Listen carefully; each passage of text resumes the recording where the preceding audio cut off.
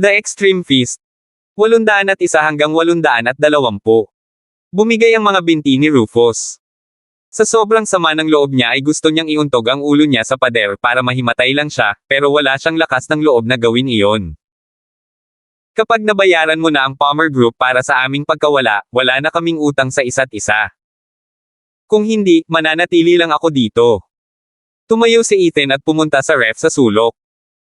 Binuksan niya ito at pumitas ng maiinom, saka kumuha ng prutas at merienda. Para bang sarili niyang opisina ito noong una at tinulungan niya ang kanyang sarili sa anumang gusto niya. Maraming pagkain at inumin sa opisinang ito at medyo magaling ang mga tagaluto ng cafeteria. May rest area pa ang opisina at mayroon ding bagong higaan, unan at kumot doon. Si Ethan ay maaaring seryosong manatili dito. Si Rufus ay malapit nang magdikit ang sariling ngipin nang matitigan niya ng diretso si Ethan. Sinubukan niyang mag-ipon ng lakas ng loob na labanan si Ethan, ngunit kalaunan ay naikuyom na lamang niya ang kanyang mga kamao at hindi man lang nakapagsalita ng kahit ano. Ngumisi siya at inilabas ang phone niya. Wala kaming sapat na hilaw na materyales. Magpadala ng higit pa. Sigaw ni Rufus. Siya ay sumisigaw sa pamamagitan ng clenched ngipin, ngunit sa telepono, siya sounded excited dahil siya ay magdadagdag ng produksyon. Wala akong sapat na mga manggagawa, kumuha ng higit pa para sa akin. Mag-alok ng mas mataas na sweldo. Kunin mo pa ako ng 2 makina. Gusto ko sila mamayang hapon. Kailangan kong magsimula ng isa pang linya ng produksyon. Hindi kailanman naramdaman ni Rufus ang sobrang kahihiyan noon. Hindi rin niya akalain na kaya niyang tumaas ng ganito kalaki ang production rate ng isang pabrika. At lahat ng ito ay dahil tinulak siya ni Ethan sa isang sulok. Higit pa riyan, lahat ng manggagawa, hilaw na materyales, kagamitan at iba pang gastusin ay pawang inaako ni Rufus. Si Ethan ay hindi gumastos ng kahit 1 sentimo at kinain pa ang kanyang pagkain at nanatili sa kanyang opisina. Kulang na lang tawagin ni Rufus ang kanyang sekretarya para pagsilbihan si Ethan. Kung may mga tanong si Rufus, sasabihin na lang ni Ethan na si Rufus ang naging dahilan ng pagkalugi ng Palmer Group ng labis. Ang alaala ni Brother Geoff ay nasa $140 bilyon na halaga ng pagkalugi. Kung hindi niya matatapos kaagad ang trabaho at matatapos ang pagbabayad kay Ethan, pakiramdam ni Rufus ay makakalimutan niya ang pag-uwi sa natitirang bahagi ng kanyang buhay. Nauuna ang pabrika at ngayon ay nasa isang kaguluhan sa produksyon. Ngunit sa pagkakataong ito sila ay gumagawa ng tunay na mga produkto ng Palmer Group. Ang kalidad ay sinigo ng mga opisyal ng kontrol sa kalidad mula sa Palmer Group kaya walang mga isyu sa kalidad. Ang tuloy-tuloy na rate ng produksyon ay patuloy na tumataas, kaya ang presyon sa mga channel ng pagbebenta sa Hilaga ay nabawasan ng husto dahil mayroong patuloy na supply ng mga kalakal. Ito ay isang bagay na hindi inaasahan ni Diane at ng kanyang koponan. Ang pagtuklas sa isang pabrika na dalubhasa sa paggawa ng mga peking produkto ng Palmer Group ay naging isang pagpapala. Walang ginawa si Ethan tungkol sa mga channel ng pagbebenta, kabilang ang mga nagbebenta ng mga peking ibinibigay ni Rufus noon. Patuloy niyang hinayaan silang kumuha ng stock mula kay Rufus at ibinaba pa ang presyo, na sinasabi na ang mga channel sa pagbebenta ay dapat kumita ng mas maraming kita. Sa sobrang galit ni Rufus ay nagsuka siya ng dugo at walang malay sa buong hapon. Sa loob lamang ng 3 araw, ang bagong produkto ng Palmer Group ay tunay na umabot sa hilagang merkado sa pamamagitan ng bagyo. Ang epekto ng mga peke ay kumupas at walang kahit isang reklamo. Para bang ang lahat ng peke ay naging tunay na produkto sa magdamag. Maging ang mga nagbebenta na alam na nagbebenta sila ng mga peking at laging handa para sa mga customer na bumalik na may mga reklamo ay nalilito. Nagsimula silang magtaka kung ang mga peking ni Rufus ay may mataas na kalidad na halos sila ang tunay na bagay.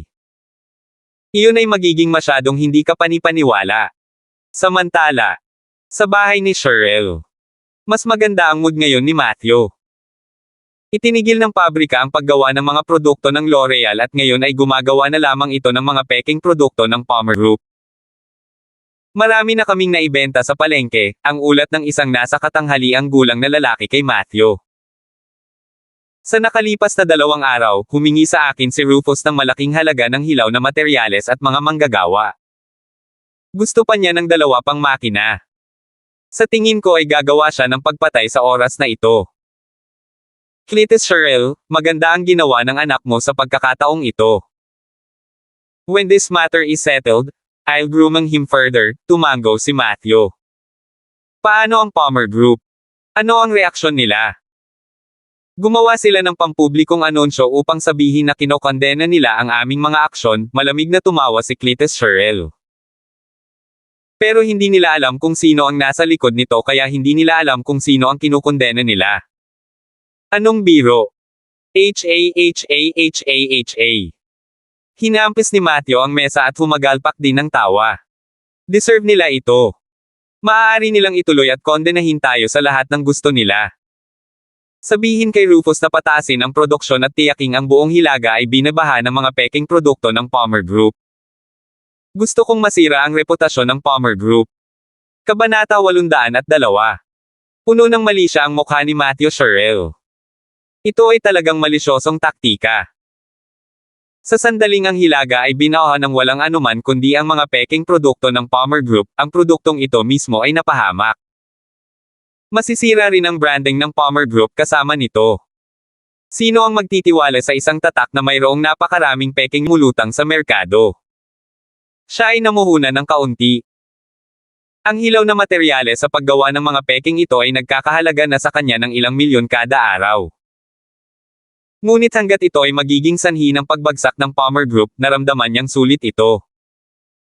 Huwag mag-alala, tiyak na gagawin ito ni Rufus ng mabuti, sabi ni Cletus. Sigurado akong may gagawin ang Long family kapag napagtanto nilang hindi maganda ang takbo ng Palmer Group. Pinaikit ni Matthew ang kanyang mga mata. Isang masamang hangin ang maramdaman sa kanyang mga titig. Ang tunay niyang layunin ay salakayin ang pamilyang Long. Ang Palmer Group ay panangga lamang ng Long family. Ngunit kahit na panangga lamang sila, sisiguraduhin ni Matthew na bumagsak ang Palmer Group sa lalong madaling panahon. Tumayo si Matthew at hindi na makapaghintay. Hindi siya makapaghintay na makita kung paano natarante at walang magawa ang Palmer Group. Hindi siya makapaghintay na makita kung paano hindi maupo ang pamilya Long at kailangang pumasok. Halika, umalis tayo at tingnan kung gaano naging panik ang Palmer Group. Maraming paraan para sirain ang isang tao o sirain ang isang kumpanya. Ginamit na ngayon ni Matthew ang pinakamalicious at underhanded na paraan. Mayroon siyang sariling pabrika at ito ay isang mahusay na pabrika na hindi mas mahirap kaysa sa sariling pabrika ng Palmer Group. Iyon ay kung paano siya makagawa ng mga imitasyon sa napakaikling panahon. Ang lahat ay magkapareho maliban sa kalidad.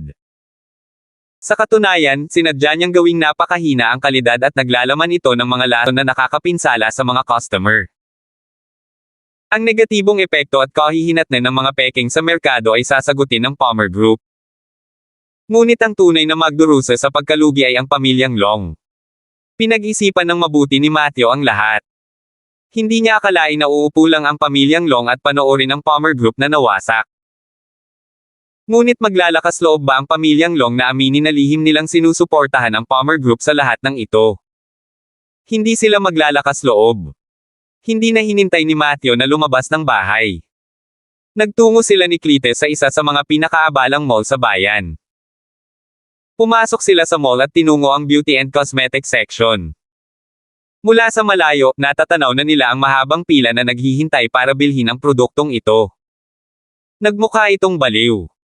Ho, kailangan mo ring pumila para bumili ng mga peking gamit. Sarcastic na ngumuso si Matthew. Hindi nila alam na ang produkto na sa wakas ay mabibili nila pagkatapos ng ilang oras ng paglinya ay talagang ginawa namin. Mayroong ilang mga tindahan sa mall na inilagay dito ng pamilya Cheryl. Kinuha nila ang stock mula kay Rufus at inihalo ito sa mga tunay na kalakal ng Palmer Group, kaya sino ang makakaalam? Napakahusay ng pagkakagawa ng mga peking Rufus na kahit na narito ang isang propesyonal mula sa Palmer Group, kakailanganin niya ng kaunting pagsisikap upang patunayan kung alin ang totoo at kung alin ang peke sa mismong lugar. Kaya para sa isang ordinaryong mamimili, malalaman lamang nila kapag ang kanilang sariling balat ay nagsimulang mag-react ng masama bago nila napagtanto na bumili sila ng pekeng. Malalaman nila na ang mga bagay na ito ay kakilakilabot lamang pagkatapos nilang bilhin ito at simulang gamitin ito, sabi ni Cleete sa isang masayang boses. Ngunit syempre, gaano man kalubha ang produkto, iyon ang magiging problema ng Palmer Group at hinding-hindi nila ito matutunton pabalik sa amin. Lumapit ang dalawa at nakita ang ilang tao na tuwang-tuwa na kumukuha ng mga paninda mula sa cashier at kumukuha pa ng mga larawan para ipakita sa kanilang mga kaibigan. Tuwang-tuwa si Matthew. Bahagyang kumunot ang noo niya habang lumalapit sa isa sa kanila at sinabing, "Genuine product ba ang binili mo?" Lumingon siya kay Matthew. Siyempre. Tinuro niya ang karatula sa counter. Hindi mo ba nakikita?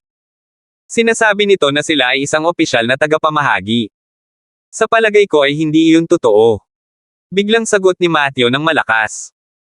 Pagkasabi niya nun, napakaraming tao sa pila ang nagtaas ng ulo para tingnan si Matthew.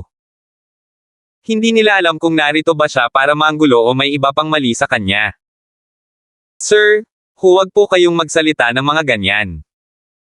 Genuine products lang ang binibenta namin dito, malakas na sigaw ng isa sa mga sales assistant. Huwag ka nang gumawa ng gulo dito. Please umalis ka na. Ngumisi si Matthew.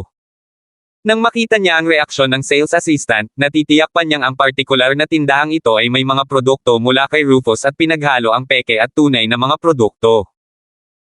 Minsan ang totoong bagay ay tila peke at kung minsan ang peking bagay ay tila totoo.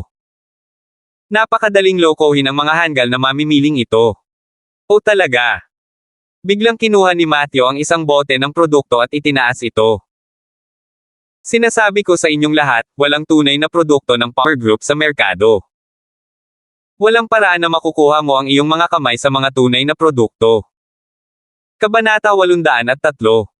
Nagkaroon ng kaguluhan sa karamihan. Hindi nila maintindihan ang sinasabi ni Matthew. Ilang araw na ang nakalipas, lumitaw ang ilang imitasyon at nagdulot ng allergy sa ilang tao. May iilan pang ang dumanas ng lason sa produkto na naging dahilan ng pagkabulok ng balat at pumangit. Ngunit inihayag na ng Palmer Group na nahuli na nila ang mga supplier na gumawa ng mga peking ito at ipinasa ito sa pulisya upang hawakan. Kaya lahat ng mga paninda na ibinebenta sa palengke ngayon ay lahat ay tunay. Hindi papayagan ng Palmer Group ang anumang peking ibenta. Pero ngayon may nagsasabi na may mga peke dito. Hindi lang ito ang tindahan. Tindahan iyon, at tindahan din. Mahigit sa kalahati ng mall na ito ay may dalang pekeng. Malamig na ngumiti si Matthew. Hindi ka naniniwala sa akin. Patunayan ko. Kung mapapatunayan ni Matthew na higit sa kalahati ng mga produktong ibinebenta sa sikat na mall na ito ay pekeng, talagang magagalit ang mga customer. Ilalabas nila ang kanilang galit sa Palmer Group at sisisihin ang Palmer Group sa pagpapahintulot sa napakaraming pekeng lumabas sa merkado. Walang magagawa ang Palmer Group tungkol dito. Mawawasak kaagad ang kanilang kredibilidad. Maraming mga kumpanya ang nawasak ng mga imitasyong kalakal sa mga araw na ito. Agad na tinanggal ni Matthew ang packaging at sumigaw ng malakas, ang mga produkto ng Palmer Group ay may anti-counterfeit na label, ngunit gayon din ang mga pekeng. Kaya mula sa labas, imposibleng sabihin ang pagkakaiba. Inalis niya ang anti-counterfeit label. Inutusan niya si Rufus na idisenyo ang bahaging ito upang ang pag-imprenta sa ilalim ng label ay iba sa isang tunay na produkto at ang pag-imprenta ay kailangang gawin ng napakasama upang ito ay magmukhang murang imitasyon kaagad.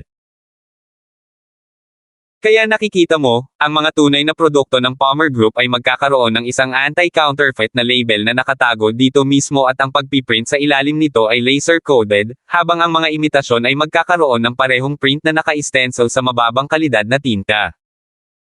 Kaya kapag ginamit mo ang iyong daliri para kumamaw dito. Napakamot siya sa print habang sinasabi ang mga bagay na ito at nagsimulang magsiksikan ang lahat sa kanya upang panoorin ang daliri ni Matthew na kumamaw dito. Pero biglang nagbago ang ekspresyon ni Matthew. Napakamot siya sa printing pero malinaw na laser code. Sinusubukan mo bang patunayan na ang hawak mo ay isang tunay? May panunuya na sabi ng may kasamang panunuya. Humph! Ito ay totoo, ngunit paano ang iba? Itinabi niya ang nasa kamay niya at kumuha ng isa pang bote. Mabilis na sinubukan ng sales assistant na pigilan si Matthew dahil nalaman niyang kinuha ang bote sa kanyang stockpile ng mga pekeng. Kung napatunayan ni Matthew na ito ay peke dito, ang tindahan ay tiyak na mapapahamak. Tumigil ka. Huwag hawakan ang aming mga item. Pag-aari ang mga ito sa tindahan.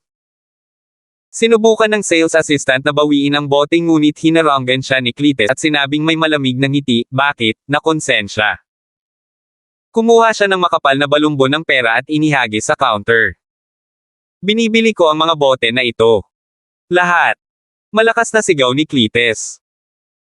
Kung ang tindahang ito ay hindi nagkasala sa pagdadala ng mga imitasyong produkto, bakit nila ako pipigilan? Mas marami ng peke kaysa sa mga tunay na produkto sa merkado ngayon.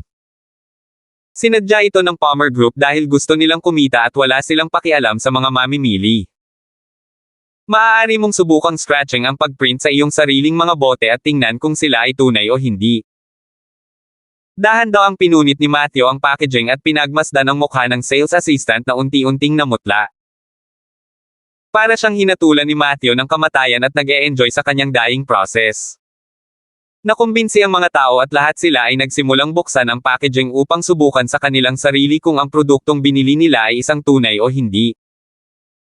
Kung ang alinman sa mga ito ay pekeng, sila ay pagpunta sa trash ito tindahan. Namutla kaagad ang sales assistant at maging ang sarili niyang amo ay nagsimulang tumalon mula sa pagkabalisa. Pero wala ni isa sa kanila ang nangahas na pigilan ang mga tao dahil mas lalo pang halata ang kasalanan nila.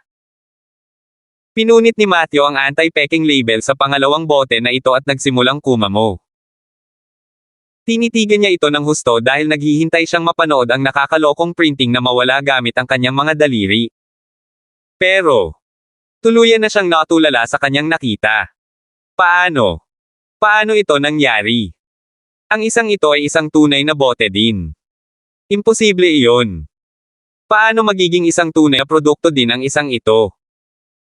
Inutusan niya ang tindahang ito na magbenta ng mga peking produkto, kaya paano siya nakapili ng dalawang magkasunod na bote?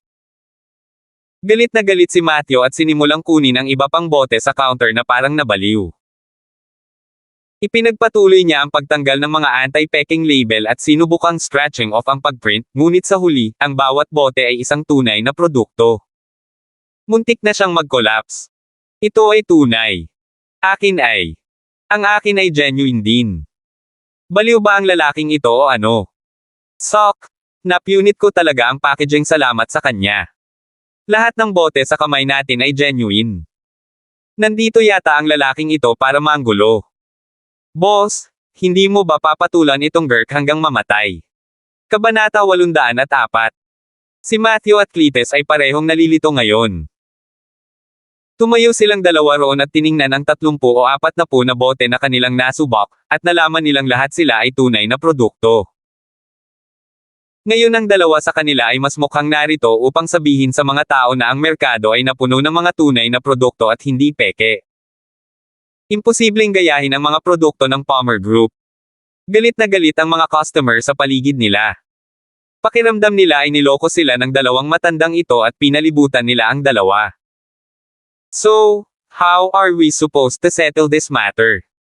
Sinadya kong ibigay ang bote na ito, ngunit ngayon ay napunit ang packaging. Paano ko ibibigay ito sa sino man ngayon?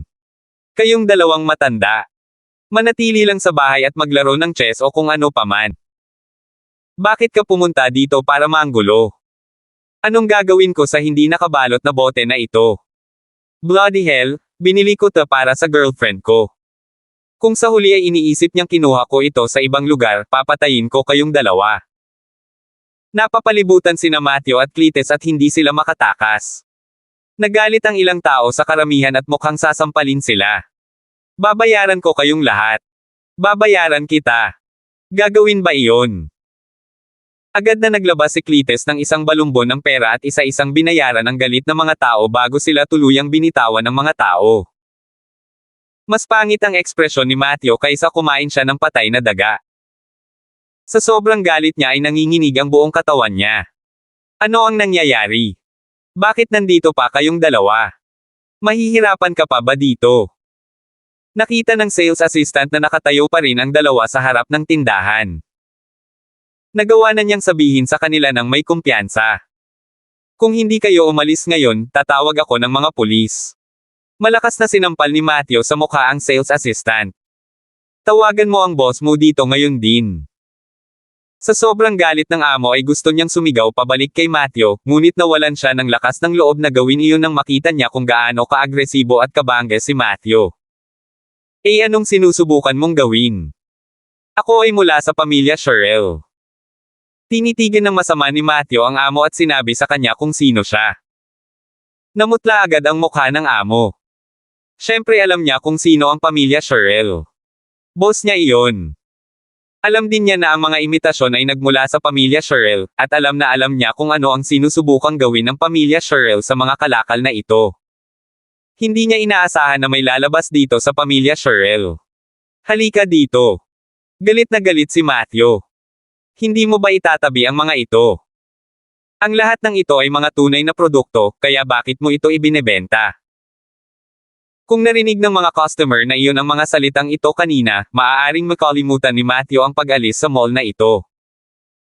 Magalang na dinala ng amo si Matthew sa likod ng opisina at maingat na sinabi, hindi ko talaga alam. Kinolekta ko ang lahat ng stock mula kay Mr. Rufus Sherrill, at mukhang katulad ng mga nakaraang batch na nakuha ko mula sa kanya. Akala niya ay peke silang lahat. Noong una niyang ibenta ang mga paninda, may mga customer na nagtanong sa kanya tungkol sa stock at nagawa niyang palayasin ang lahat ng ito. Ngunit walang dumating para magreklamo kamakailan. Para bang genuine ang lahat ng mga produktong ibinebenta niya.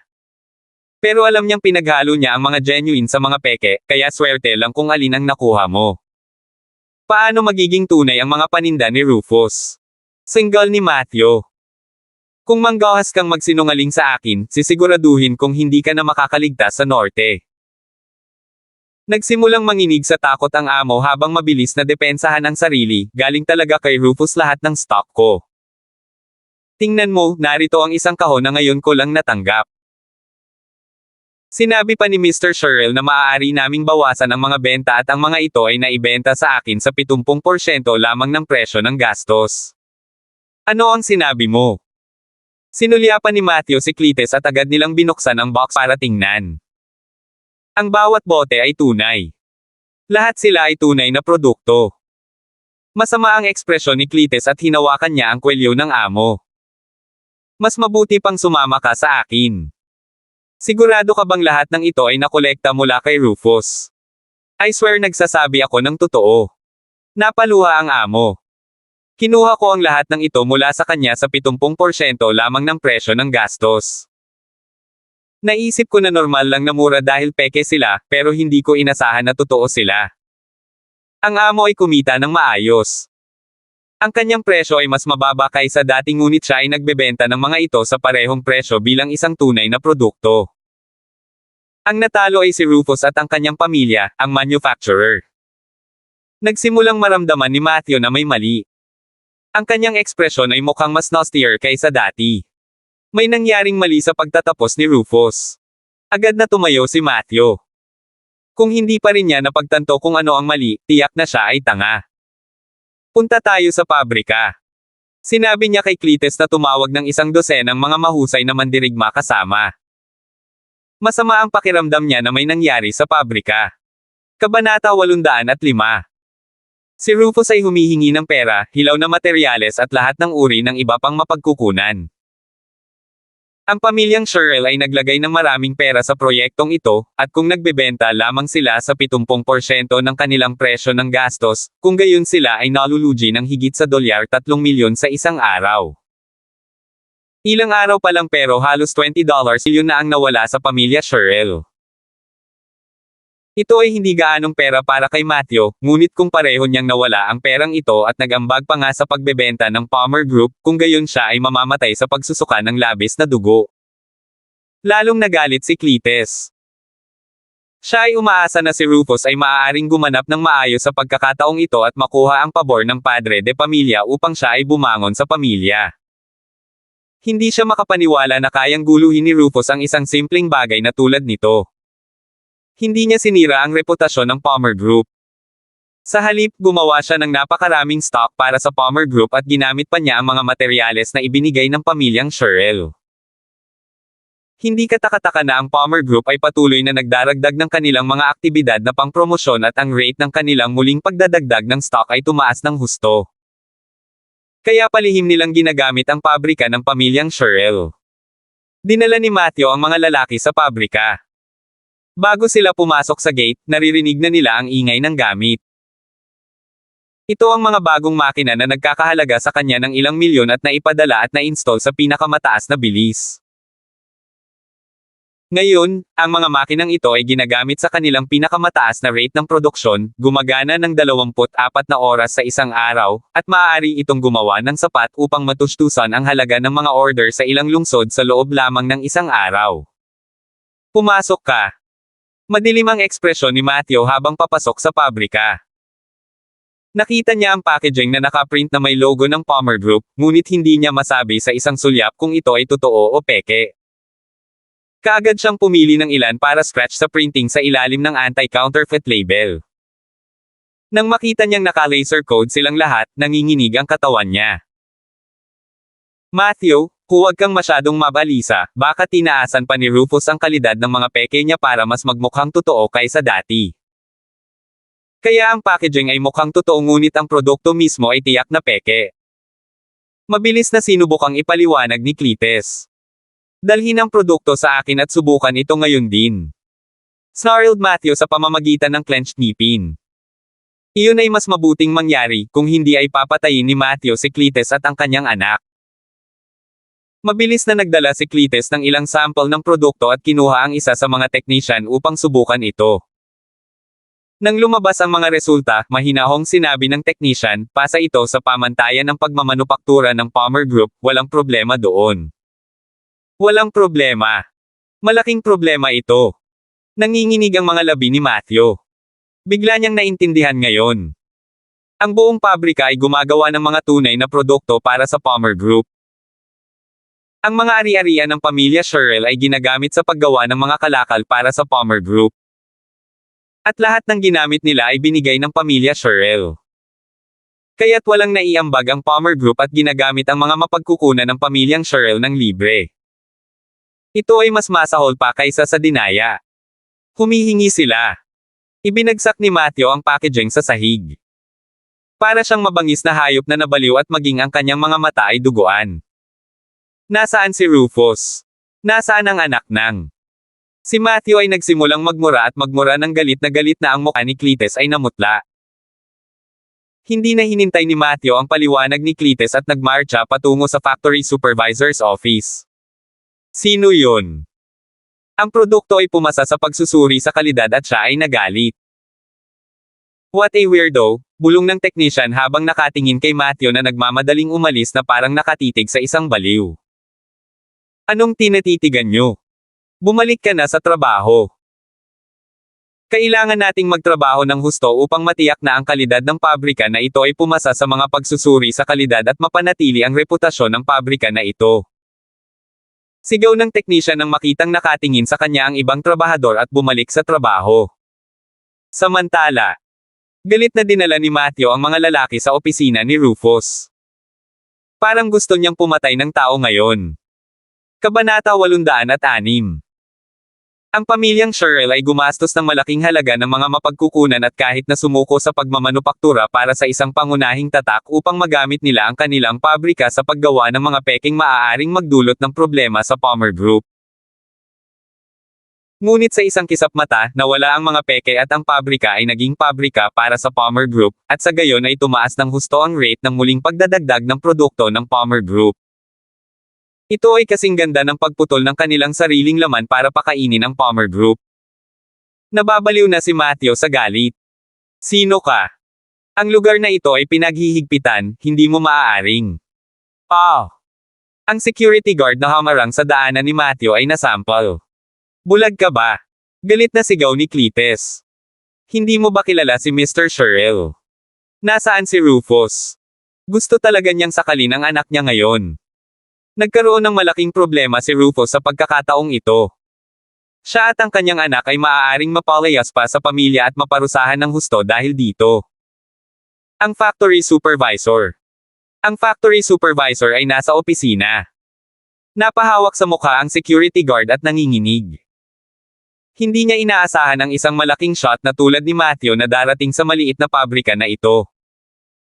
Tiyak na hindi niya nakita si Matthew noon at sinampal ng walang kabuluhan. Hindi kumibo si Matthew at nagmarcha patungo sa opisina ni Rufus. Nauna sa kanya si Cletus. Huwag kang mag-alala, tuturuan ko si Rufus ng magandang leksyon at ipapaliwanag sa kanya kung ano ang nangyayari, mangyaring huwag kang magalit. Nakahanda siyang sumugod muna at bugbugin ng husto si Rufus. Kahit na masaktan ng husto si Rufus, sulit ang lahat hanggat mapapawi ang galit ni Matthew. Ngunit si Matthew ay hindi mapakali sa kanya at tila hindi siya narinig. Inutusan niya ang mga mandirigmang nasa tabi niya, pagpasok natin, baliin ang mga braso at binti ni Rufus. Pag-iisipan ko kung gusto ko siyang patay o buhay mamaya.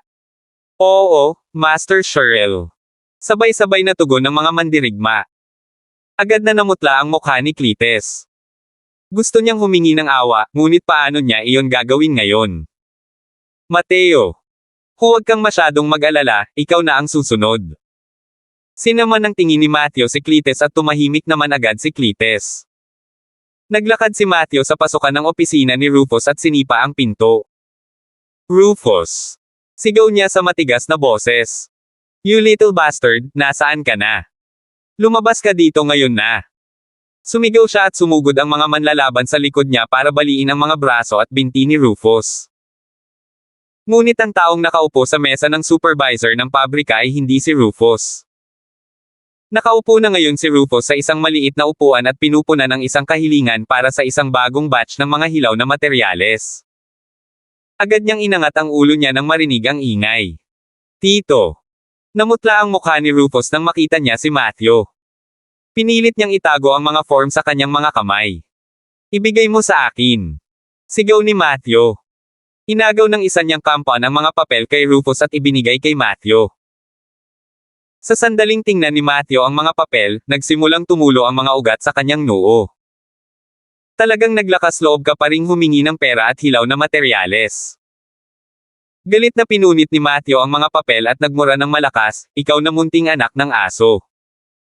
Ang lakas ng loob mong magtrabaho para sa kalaban. Papatayin kita ngayon. Baliin ang kanyang mga braso at binti. Agad na sumugod ang mga mandirigma patungo kay Rufus. Ngunit may isang figure ay na biglang tumayo sa harapan ni Rufus at malamig na tumingin sa mga lalaking nasa harapan niya. Malamig ang ekspresyon niya at para siyang robot na walang emosyon. Paumanhin ngunit kailangan ko ang supervisor ng pabrika na ito upang magpatuloy sa pagtatrabaho para sa akin. Kung mabali mo ang kanyang mga braso at binti, ano ang mangyayari sa aking pabrika? Si Ethan ay nanatiling nakaupo sa mesa ng supervisor ng pabrika. Kumain siya ng prutas habang nakatingin kay Matthew, why don't you hit someone instead? Kabanata 807. Pinaikit ni Matthew ang kanyang mga mata. Sino ka? Naglakas loob ka talaga na kunin ang isang asset ng pamilya Shirel. Napakatapang. Ang pamilya Shirel. Tumawa si Ethan. Nako, ang pabrika na ito ay kabilang sa pamilyang Shirel. Matagal na kitang hinihintay. Ngayon alam ko na sa wakas kung sino ang nagtatangkang saktan ng Palmer Group. Ngumisi si Matthew. At paano kung sinusubukan kong saktan ang Palmer Group? Ano ang maaari mong gawin tungkol dito? Hanggat ang pamilyang Long ay hindi nang ahas na kunin ang Palmer Group bilang kanila, ano ang magagawa ng isang maliit na kumpanya tulad ng Palmer Group tungkol sa pamilyang Shirel? Ang lahat ng makapangyarihang pamilya na nagalit sa Long family ay aatake sa Palmer Group kaya hanggang kailan makakatagal ang Palmer Group. Nagsisilang siya na hindi siya naging mabisyo. Dapat ay winasak niya ang Palmer Group sa isang pagkakataon. Kung gayon ang Palmer Group ay hindi magiging masyadong mapagmataas at talagang maglakas loob na sakupin ang kanyang pabrika at ipagawa ang kanyang pabrika ng mga kalakal para sa kanila. Isa itong sampal sa mukha ng pamilyang Shirel. Ang ulo ng pamilya Shirel ay talagang masama ang ugali, tinanggal ni Ethan ang kanyang mga kamay at tumayo. Akala ko we're working pretty well together. Ang iyong pabrika ay may mahusay na rate ng output, ako ay nalulugod. Ikaw ang humihingi nito. Napasimangot si Matthew. Halatang pilit siyang ginugulo at pinapahiya ni Ethan. Patiin silang lahat. Hindi na siya nakatiis. Ang pamilyang Cheryl ay hindi pa napapailalim sa gayong kahihiyan. Paanong ang isang maliit na Palmer Group ay maglakas loob na tumapak sa buong pamilyang Cheryl? Naisip ba talaga nila na ang isang makapangyarihang pamilya tulad ng pamilyang Cheryl ay maaaring mabuli ng kahit na sino? Sabay-sabay na tumakbo ang lahat ng 10 kakaibang mandirigma patungo kay Ethan. Pero nakatayo lang si Ethan at hindi man lang sila nilingon. Pumulot siya ng ubas sa plato at sinimulan itong balatan ng maluwag. Isang suntok. Umatake si Kuya Geoff. Ang maliit na pritong ito ay hindi nagkakahalaga ng personal na atensyon ni Ethan. Isa pang malakas na suntok ang ibinigay. Dama po ang kamao na iyon sa dingding ng opisina. Ang drawing na nakasabit sa dingding ay nahulog sa sahig at nagkapira-piraso. Sunod-sunod ang suntok ni Kuya Geoff, at bawat suntok ay mabangis at nangingibabaw. Wala sa mga manlalaban ang makakalapit sa Ethan. Nagpatuloy si Ethan sa pagkain ng kanyang mga ubas habang nakatingin siya sa nagdidilim na ekspresyon ni Matthew. Mr. Cheryl, binisita mo ako pero hindi ka man lang nagdala ng prutas. Tingnan mo, halos tapos na ako sa lahat ng bagay dito. Ikaw. Masyado kang lalayo. Sinigawan ni Matthew ang mga lalaki, atake. Atakihin sila ngayon. Bugbugin sila. Talunin sila hanggang mamatay. Nang matapos niyang sabihin iyon, isang figure ang lumitaw sa kanyang paanan. Namilog ang mga mata ng lalaki habang bumubula ang bibig at nawala ng malay. Sa loob lamang ng ilang segundo, lahat ng lalaking dinala ni Matthew ay pinabagsak ni Kuya Geoff sa sahig. Lahat sila ay napaungol sa sakit, at ang hangin sa opisina ay naging napaka-tense. Nagbago ang ekspresyon ni Matthew. Hindi niya inaasahan na ganoon pala ka-agresibo ang kaharap niya. Kahit na ang mga mandirigmang ito ay hindi ang pinakamahusay na mayroon ng pamilyang Cheryl, hindi rin sila mahina. Ngunit pinalipad sila pagkatapos kumuha ng isang hit lamang. Ni hindi man lang sila makalaban. Ako ang pinuno ng pamilya Cheryl. Kung manggawas kang sakta ng isang tao mula sa isang makapangyarihang pamilya, hindi mo kakayanin ang mga kahihinatnan. Binalaan ni Matthew si Ethan na may bahagyang takot sa kanyang boses habang pinagmamasdan si Ethan na naglalakad palapit sa kanya. Sinampal siya ni Ethan sa mukha. Ang katas ng ubas na nasa kanyang mga daliri ay malapit nang tumulo sa mukha ni Matthew dahil sa impact. Mula sa isang makapangyarihang pamilya. Mahinahong sinabi ni Ethan, dalubhasa ako sa pagtama sa mga ulo ng makapangyarihang pamilya. Bakit ikaw? Sinampal ulit siya ni Ethan. Naglakas loob kang sakta ng Palmer Group. Ikaw ang masyadong matapang. Naglakas loob ka pang gawin ang hindi sana ginawa ng mga Diyos. Kabanata 808. Nanginginig si Matthew. Baliw ba ang lalaking nasa harapan niya? Sinabi na sa kanya ni Matthew na siya ang pinuno ng isang makapangyarihang pamilya, ngunit talagang sinabi ni Ethan na dalubhasa siya sa paghagupit sa mga ulo ng makapangyarihang pamilya. Ikaw. Napahawak si Matthew sa mukha niya. Galit na galit siya. Hinihiling mong patayin ka. Ang tanging natanggap niyang sagot ay isa pang malakas na sampal mula kay Ethan. Sa pagkakataong ito, ang sampal ay nagdulot ng paglipad ng 2 ngipin ni Matthew at siya ay napasigaw. Bumagsak na si Rufus sa sahig at natulala na sa gulat. Si Matthew iyon, ang pinuno ng pamilyang Cheryl. Talagang pinahiya siya ni Ethan sa napakagaspang na paraan. Parang binubugbog lang ni Ethan ang isang ligaw na aso. Iniisip ni Rufus kung gaano siya kahalaga. Kung sinabi ni Ethan na gusto niyang patayin si Rufus, malamang ay gagawin ni Ethan. Palmer Group. Palmer Group ay nasa malaking problema. Nagtakip ng ngipin si Matthew at patuloy na sumigaw kahit nasasaktan din siya. Nasaktan mo na ngayon ang bawat makapangyarihang pamilya sa Hilaga, kaya walang makakapagligtas sa iyo. Deraisire nila ang Palmer Group sa ilalim ng kanilang mga paa. Crush ka nilang lahat. Bumangon si Ethan at hindi man lang sinulyapan si Matthew. Bumalik siya sa upuan niya at umupo ulit. Hindi ako umaasa sa sino man na sumagip sa akin, mahinahon niyang sabi. Sa katunayan, wala akong ideya kung sino sa mundong ito ang maaaring magligtas sa akin. Walang ideya si Matthew kung ano ang sinasabi ni Ethan. Wala siyang ideya na ang ibig sabihin ni Ethan ay walang sino man sa mundong ito ang maaaring magtulak sa kanya sa isang masikip na sulok na kakailanganin niyang mag-ipon. Nagtakip ng ngipin si Matthew. Walang paraan para sa kanya upang lumaban dahil hindi siya nagdala ng anumang mga mahusay na manlalaban sa kanya. Ngunit sa hitsura nito, kahit na dinala niya ang pinakamahusay na mayroon ng pamilyang Sherrill, maaaring wala itong pagkakaiba. Parehong baliw itong si Ethan at ang Kuya Geoff na iyon. Sino ang maglalakas loob na guluhin sila? Hindi niya inasahan na ang Palmer Group ay may napakahusay na manlalaban sa paligid. Dapat sila ay mula sa Long family. Maliban sa pamilyang Long, walang ibang tao na kayang magpahiram ng dalawang napakahusay na mandirigma sa ibang tao. Kung may lakas ka ng loob, halika at patayin mo ako. Umungol si Matthew. Kung maglakas loob kang patayin ako, hinding-hindi ka bibitawan ng ibang makapangyarihang pamilya. Hindi nila pababayaan ang Palmer Group. Oh, gusto mo na bang mamatay? Biglang bumaba ang temperatura sa opisina. Ang iba pang gustong sabihin ni Matthew ay biglang bumara sa kanyang lalamunan. Bigla siyang nakaramdam ng kakilakilabot at nakakatakot na alon ng pagpatay sa hangin. Agad itong nagkulong kay Matthew at kung sasabihin niyang gusto na niyang mamatay, tiyak na pagbibigyan siya ni Ethan ng kanyang hiling. Siyempre ayaw mamatay ni Matthew. Gusto lang niyang maging mabangis. Napalunok si Matthew. Masyadong tuyo ang kanyang lalamunan para makapagsalita siya ng kahit ano. Natatakot siya na baka atakihin talaga siya ni Ethan kapag mali ang sinabi niya. May isang tagpi ng kagubatan sa likod lamang ng pabrika na ito. Kung si Ethan ay hamukay ng isang butas at inilibing si Matthew doon, walang sino man ang makakahanap sa kanya. Huwag kang kabahan, nakangiting sabi ni Ethan.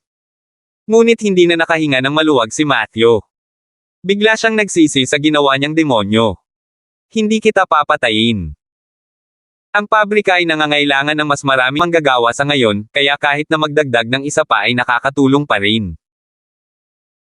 At saka, sa iyo ang lugar na ito, kaya sa tingin ko hindi ka comfortable na kumuha ng sweldo kung magtatrabaho ka para sa sarili mong pamilya, di ba? Ikaw. Nababaliw na si Matthew sa galit. Anong pinagsasabi ni Ethan? Gusto ba ni Ethan na maging factory worker si Matthew? Maaari siyang mangarap. Geoff, kumuha sila ng ilang mga uniforme at pagkatapos ay kumuha ng isang bihasang tauhan upang sanayin sila nang sa gayon ay masanay sila sa mga bagay sa lalong madaling panahon. Imposible. Sigaw ni Matthew. Ito ay mas nakakainsulto kaysa sa pagpatay sa kanya. Siya ang pinuno ng pamilyang Sherrill, ang pinuno ng isang makapangyarihang pamilya. Paano siya naging factory worker at magtrabaho kasama ng mga mababang uri na iyon?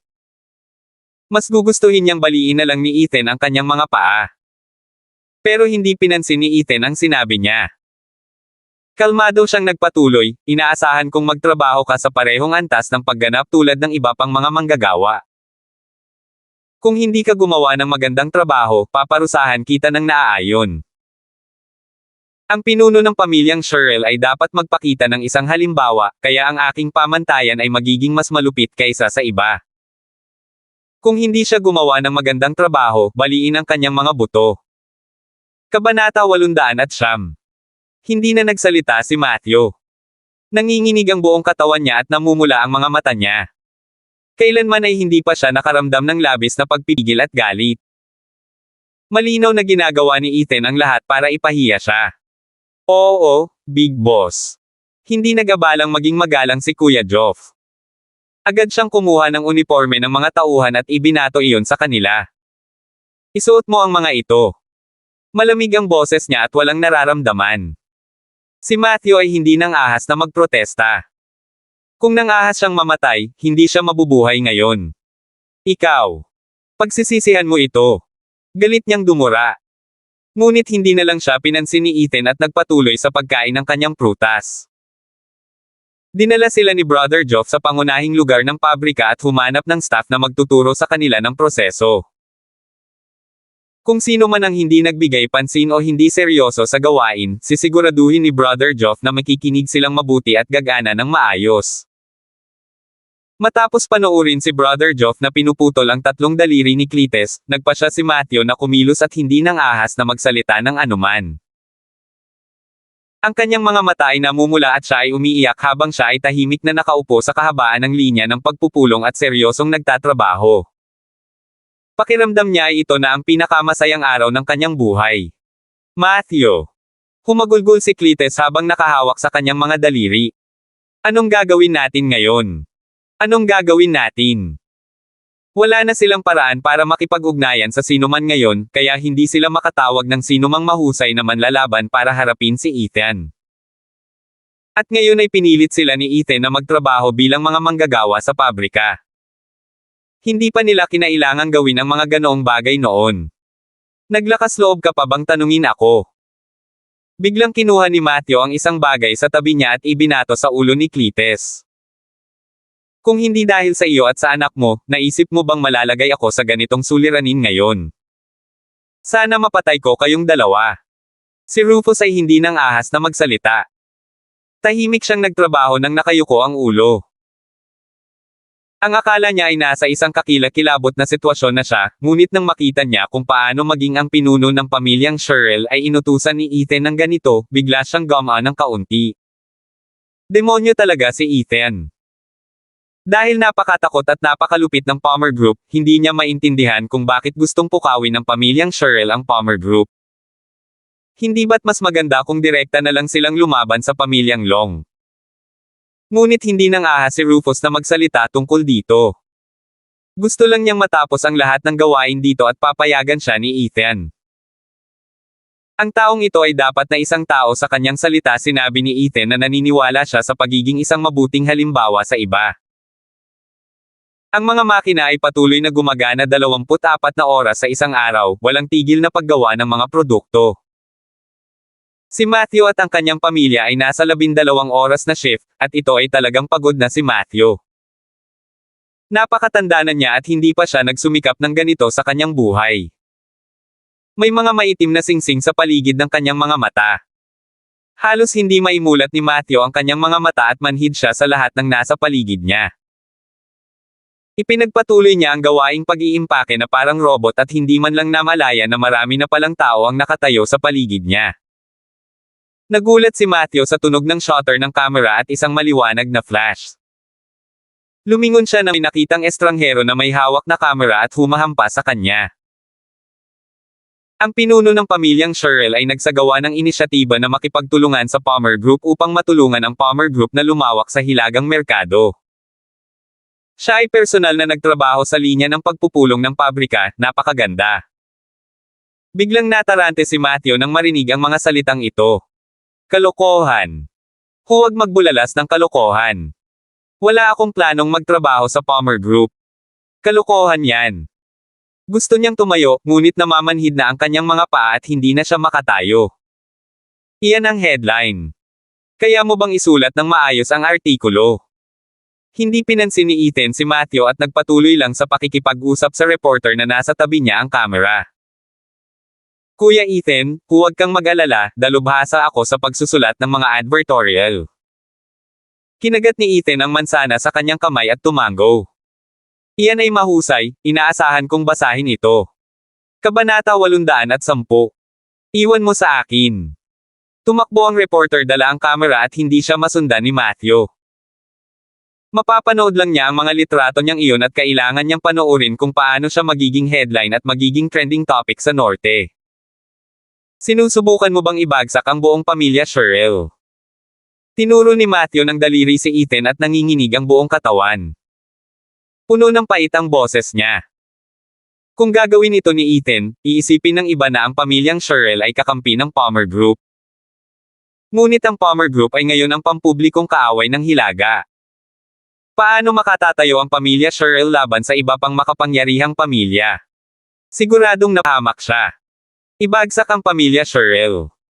Hindi ko na kailangang dumaan sa napakaraming problema kung gusto kong gawin iyon. Sinusubukan ko lang gawin ang ilang marketing dito. Tinutulungan ko ang iyong pamilya na i-advertise ang pabrika na ito. Inalis ni Ethan ang kanyang mga kamay at sinabing, sige, Mr. Sherrill, ipagpatuloy mo ang iyong trabaho, at tandaan na magpakita ng mabuting halimbawa. Tumango si Ethan. Si Matthew ay nakaturo pa rin kay Ethan at patuloy na sinusubukang simulan ang isang pangungusap ngunit hindi ito natapos. Hindi siya makahinga ng maayos at biglang nagdilim ang mundo niya nang bumagsak siya sa sahig sa isang kalabog. Matthew! Matthew! Gising na! Tumakbo si Cletus at ang iba pa at sinubukang kurutin ang kanyang ilong at sinubukan pang mag-mouth-to-mouth resuscitation para magising siya. Sa lalong madaling panahon, isang ulat ng balita ang nakarating sa tuktok ng mga trending na paksa sa Hilaga. Ang headline ay nasa pula at nakabold na mga titik na agad na nakakuha ng atensyon ng maraming tao, lalo na ang atensyon ng iba pang makapangyarihang pamilya na gustong umatake din sa Palmer Group. Nagulat sila na ang pamilya Sherrill ay naunang kumilos kaysa sa kanila, ngunit ang ginawa ng pamilyang Sherrill ay nagpagalit sa kanila. Sinabi ng pamilyang Sherrill na sisirain nila ang Palmer Group at pipilitin ng Long family na aminin na kanila ang Palmer Group. Pero anong ginagawa nila ngayon? Tulala si Matthew. Hinayaan niya talaga ang Palmer Group na gamitin ang pabrika niya sa norte. Anong iniisip niya? Anong B******? Siya ay nagsasabi ng isang bagay at gumagawa ng isa pa. Sinisikap ng pamilya Sherrill na ipasok tayo sa gulo. Ang mga pinuno ng lahat ng mga makapangyarihang pamilya, lalo na ang mga napupuot kay Alexander at sa kanyang pamilya, ay may masamang ekspresyon sa kanilang mga mukha ngayon. Ang mga miyembro ng kanilang pamilya ay pinatay ni Alexander sa harap ng lahat, kaya hindi sila makapaghintay na mabunot ang pamilyang Long. Ngunit hindi nila kayang labanan ang Long family, kaya mapipilitin lang nila ang Long family sa isang sulok sa pamamagitan ng pagsira sa Palmer Group. Ang pamilya Sherrill ay pinahiya din ng masama ni Alexander. Pero ano ang ginawa nila? Nagpasya silang maging kakampi ng Long family sa halip. Kinuha nila ang inisyatiba na makipagtulungan sa Palmer Group at tumulong sa Palmer Group. Kung hindi ito kakampi ng Long family, ano? Galit na galit ang lahat ng makapangyarihang pamilya. Kahit na ang unang antas ng pamilya na sumuporta sa pamilya Sherrill ay hindi inaasahan na gagawin ni Matthew ang ganoong bagay. Sa loob lamang ng isang araw, ang lahat ng negosyo ng pamilyang Sherrill ay nasa ilalim ng matinding pag-atake. Isang araw lang ang nakalipas, ang mga umaatake na ito ay pawang mga taong kaalyado umano ng pamilyang Sherrill at pinag-uusapan pa rin nila kung paano nila gustong harapin ang Palmer Group at ang Long family. Ang pamilya Sherrill ay dumanas ng matinding pagkalugi. May nagsabi pa na makakalimutan ng pamilyang Sherrill ang pananatili sa norte. Bumalik sa hostel ng pabrika, sa wakas ay nagkamalay si Matthew matapos siyang ma-blackout sa isang buong araw. Mahina ang kanyang paghinga at patuloy na bumantong hinga. Malapit na siyang mamatay sa galit at wala na siyang lakas para magsalita. Mateo! Ayos ka lang. Napasquat si Cletus sa tabi ng kama at mukha siyang nag-aalala. Ito ang unang pagkakataon na nakita niyang galit na galit si Matthew kaya nawalan siya ng malay. Hindi siya nag-react ng masama kahit na si John ay pinatay ni Alexander. Wala man lang nagawa si Ethan at nagawa na niyang magalit si Matthew para samuka ng dugo. Gumalaw ang mga labi ni Matthew, ngunit umiling siya at hindi makalabas ng kahit isang salita. Bago siya mawalan ng ulirat, ang huli niyang nakita ay si Cletus na sumusuntok sa kanya para bigyan siya ng mouth-to-mouth resuscitation. Ayaw niyang isipin iyon. Matapos ang mahabang panahon, sa wakas ay nakapagbitaw na rin siya ng ilang salita. Paano? Lahat. Talagang natatakot siya ngayon. Pinagsisihan niya ang pagkakasala sa Palmer Group, at pinagsisisihan niya ang pagkakasala sa isang nakakatakot na demonyo tulad ni Ethan. Si Ethan ang ganoong klase ng tao na kayang gawing impyerno ang buhay mo kahit na hindi ka ginagalaw. Kabanata 811. May nangyari. Nag-alinlangan si Cletus at iniwasan niya ang eye contact. Nanlaki ang mga mata ni Matthew sa pagsisimula. Talagang hindi na niya ma-shock ngayon. Anong nangyari? Sabihin sa akin ngayon. Anong nangyari sa pamilya Sherrill? Umupo siya at hinawakan ng mahigpit ang balikat ni Cletus. Halos sumisigaw na siya ngayon. Tinatawag kaming mga traidor ng ibang makapangyarihang pamilya, na sinasabing kami ay mga aso na nagtatrabaho para sa pamilyang Long, kaya naglunsad sila ng pag-atake sa lahat ng aming negosyo. Nanginginig ang boses ni Cletus. Sa isang araw lang, nawalan kami ng higit sa $200 milyon. Naramdaman ni Matthew na parang may tumama sa ulo niya at umiikot ang ulo niya. Magkano ulit? Ang pamilya ay nawalan ng higit sa $200 milyon sa loob lamang ng isang araw. Hindi na napigilan ni Matthew. Ibinuko niya ang kanyang bibig at nagsuka ng isang bibig ng dugo, tumalsik iyon sa buong mukha ni Cletus at siya ay naalarma kaya nagsimula siyang sumigaw. Matthew! Matthew! Ayos ka lang! Nakita niyang himatayan na si Matthew, kaya sumandal siya para hawakan ang mga balikat ni Matthew at mukhang mouth-to-mouth resuscitation na naman si Matthew. Nang makita ni Matthew ang bibig ni Cletus na papalapit sa kanya, mabilis niyang kinurot ang sarili para manatiling gising at itinulak si Cletus palayo. Huwag kang lalapit sa akin. Duguan ang mga mata ni Matthew at malapit na siyang mag-collapse. Ang pamilya Sherrill ay dumanas ng matinding pagkalugi. Higit pa riyan, ang pabrika na ito ay ginagamit ng Palmer Group at ginagastos nila ang pera ng pamilyang Sherrill para bumili ng hilaw na materyales at panatilihing tumatakbo ang pabrika upang makagawa ng mga kalakal para sa Palmer Group. Naramdaman talaga ni Matthew na iuntog ang sariling ulo sa pader. Hindi namin ipinagkanulo ang iba pang makapangyarihang pamilya. Hindi talaga kami. Malakas na sigaw ni Matthew.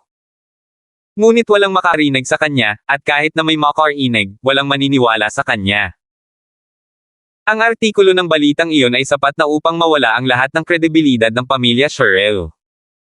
Nagring ang phone ni Matthew. Nang makita niya kung sino ang tumatawag, bahagyang namutla siya at mabilis itong kinuha. Kamusta? Talagang matapang ang pamilyang Sherrill. May galit at may autoridad na boses sa kabilang dulo. Sabi mo gusto mo kaming maging backers mo pero ngayon hinahanap mo na ang pamilya Long. Sa tingin mo ba ako ay tanga at madaling lokohin? Hindi. Hindi. Hindi iyon ang nangyari. Hayaan mo akong ipaliwanag ang mga bagay-bagay. Natarante si Matthew at gustong ipaliwanag ang kanyang sarili, ngunit ayaw makinig sa kanya ng kabilang panig. Huwag ka nang mag-explain sa akin. Simula ngayon, walang kinalaman ang pamilya mo sa akin. Dahil naglakas loob kang ipahiya ako ng ganito, huwag mo akong sisihin sa pagiging makulit. Binabagad ng kabilang side ang tawag pagkatapos noon. Wala nang pagkakataon si Matthew na magpaliwanag. Kahit na ang unang antas ng pamilya na sumuporta sa pamilyang Sherrill ay hindi na nagtiwala sa kanya. Biglang nanlamig si Matthew. Parang nawala sa kanya ang lahat sa ilang saglit lang. Ngunit wala siyang nagawa. Tulala na nakaupo si Matthew sa kama, parang iniwan siya ng kanyang kaluluwa at bakante ang kanyang mga mata. Mateo. Maingat na tanong ni Cletus, Are you okay? Nagangat ng tingin si Matthew at biglang naglabas ng nakakatakot na ningning ang kanyang mga mata. Tumalon siya at sinuntok si Cletus na parang baliw, at pinagpatuloy ang suntok kay Cletus. Lahat ng ito ay dahil sa iyo at sa iyong anak. Kasalanan mo ang lahat. Bubugbugin kita hanggang mamatay. Ikaw na bastos, papatayin kita. Kung hindi nadula si Rufus at nahuli ni Ethan, hindi magiging ganito ang mga pangyayari. Kung ang mag-ama na ito ay hindi nakaisip ng hanggal na ideyang ito, kung gayon ang mga bagay ay hindi magiging ganito. Malungkot na napaungol si Cletus ngunit ayaw tumigil ni Matthew. Isang masamang kislap ang sumilay sa kanyang mga mata at nagpasya siyang kagatin si Cletus. Kakagitin kita hanggang mamatay. Kabanata 812. Kakaibang tunog ang lumabas mula sa silid ng hostel. Parang mga alulong sila, pero hindi naman. Napakaraming daing at helanghing at lahat ng lalapit sa silid ay titigil at nahihiyang lumakad pa sa koridor. Big Boss, iniistorbo ba natin sila? Bahagyang kumunat ang noo ni Kuya Joff at Bangulong, hindi marunong magpigil ang dalawang lalaking ito. Hindi mapakali si Ethan at itinulak na lang niya ang pinto. Sa loob ng silid, nakahiga si Cletus sa ibaba ni Matthew at mukhang sila ay nagsasagawa ng ilang aktibidad na hindi gustong makita ng iba. Napaangat ng tingin si Matthew nang marinig niyang bumukas ang pinto. Nang makita niyang si Ethan iyon ay nagalit siya kaya namumula ang kanyang mga mata. Papatayin kita. Malakas na sigaw ni Matthew. Tumayo siya at tumakbo papunta kay Ethan. Inabot ni Ethan at sinampal siya. Ang sampal na ito ay naging dahilan ng pagbagsak ni Matthew sa kama at ginaisang siya. Grabe ang sakit sa mukha niya. Napahawak si Matthew sa kanyang mukha at wala na siyang ibang magawa kundi ang pag-igting ang kanyang mga ngipin. Hindi ko sinasadyang gambolain kayong dalawa, ngunit dahil naayos natin ang lahat dito, dapat na tayong umalis, mahinahong sabi ni Ethan. Mr. Sherrill, walang bayad ang sampal na iyon, huwag kang mag-alala. Ikaw. Ang pamilyang Sherrill ang nagdulot ng pagkalugi ng Palmer Group, at halos tapos ka na sa pagbabayad sa amin, kaya ibabalik namin ang pabrika na ito sa iyo at wala kaming utang sa isa't isa. Tumalikod na si Ethan para umalis. Ngunit hindi pinayagan ni Matthew na umalis si Ethan. Agad siyang tumalon pababa ng kama. Maghintay. Tumigil ka dyan. Galit na galit si Matthew ngayon. Inakala ng iba na nagtatrabaho siya sa Palmer Group at sinusuportahan ng Long family, ngunit siya lang ang nakakaalam na wala sa mga iyon ang totoo. Ngunit sino ang mag-aabala na marinig ang kanyang paliwanag? Ang pamilyang Sherrill ngayon ay malamang na itinuturing na isang karaniwang kaaway at ang kanyang sariling pangalan ay posibleng nasa listahan ng mga hit ng maraming tao. Kahit na ibalik ni Ethan ang pabrika sa kanya, hindi ito magagawa ng kanyang pamilya. Kung hindi siya mag-iingat, baka mawala pa ni Matthew ang kanyang pamilya at maging ang sarili niyang buhay.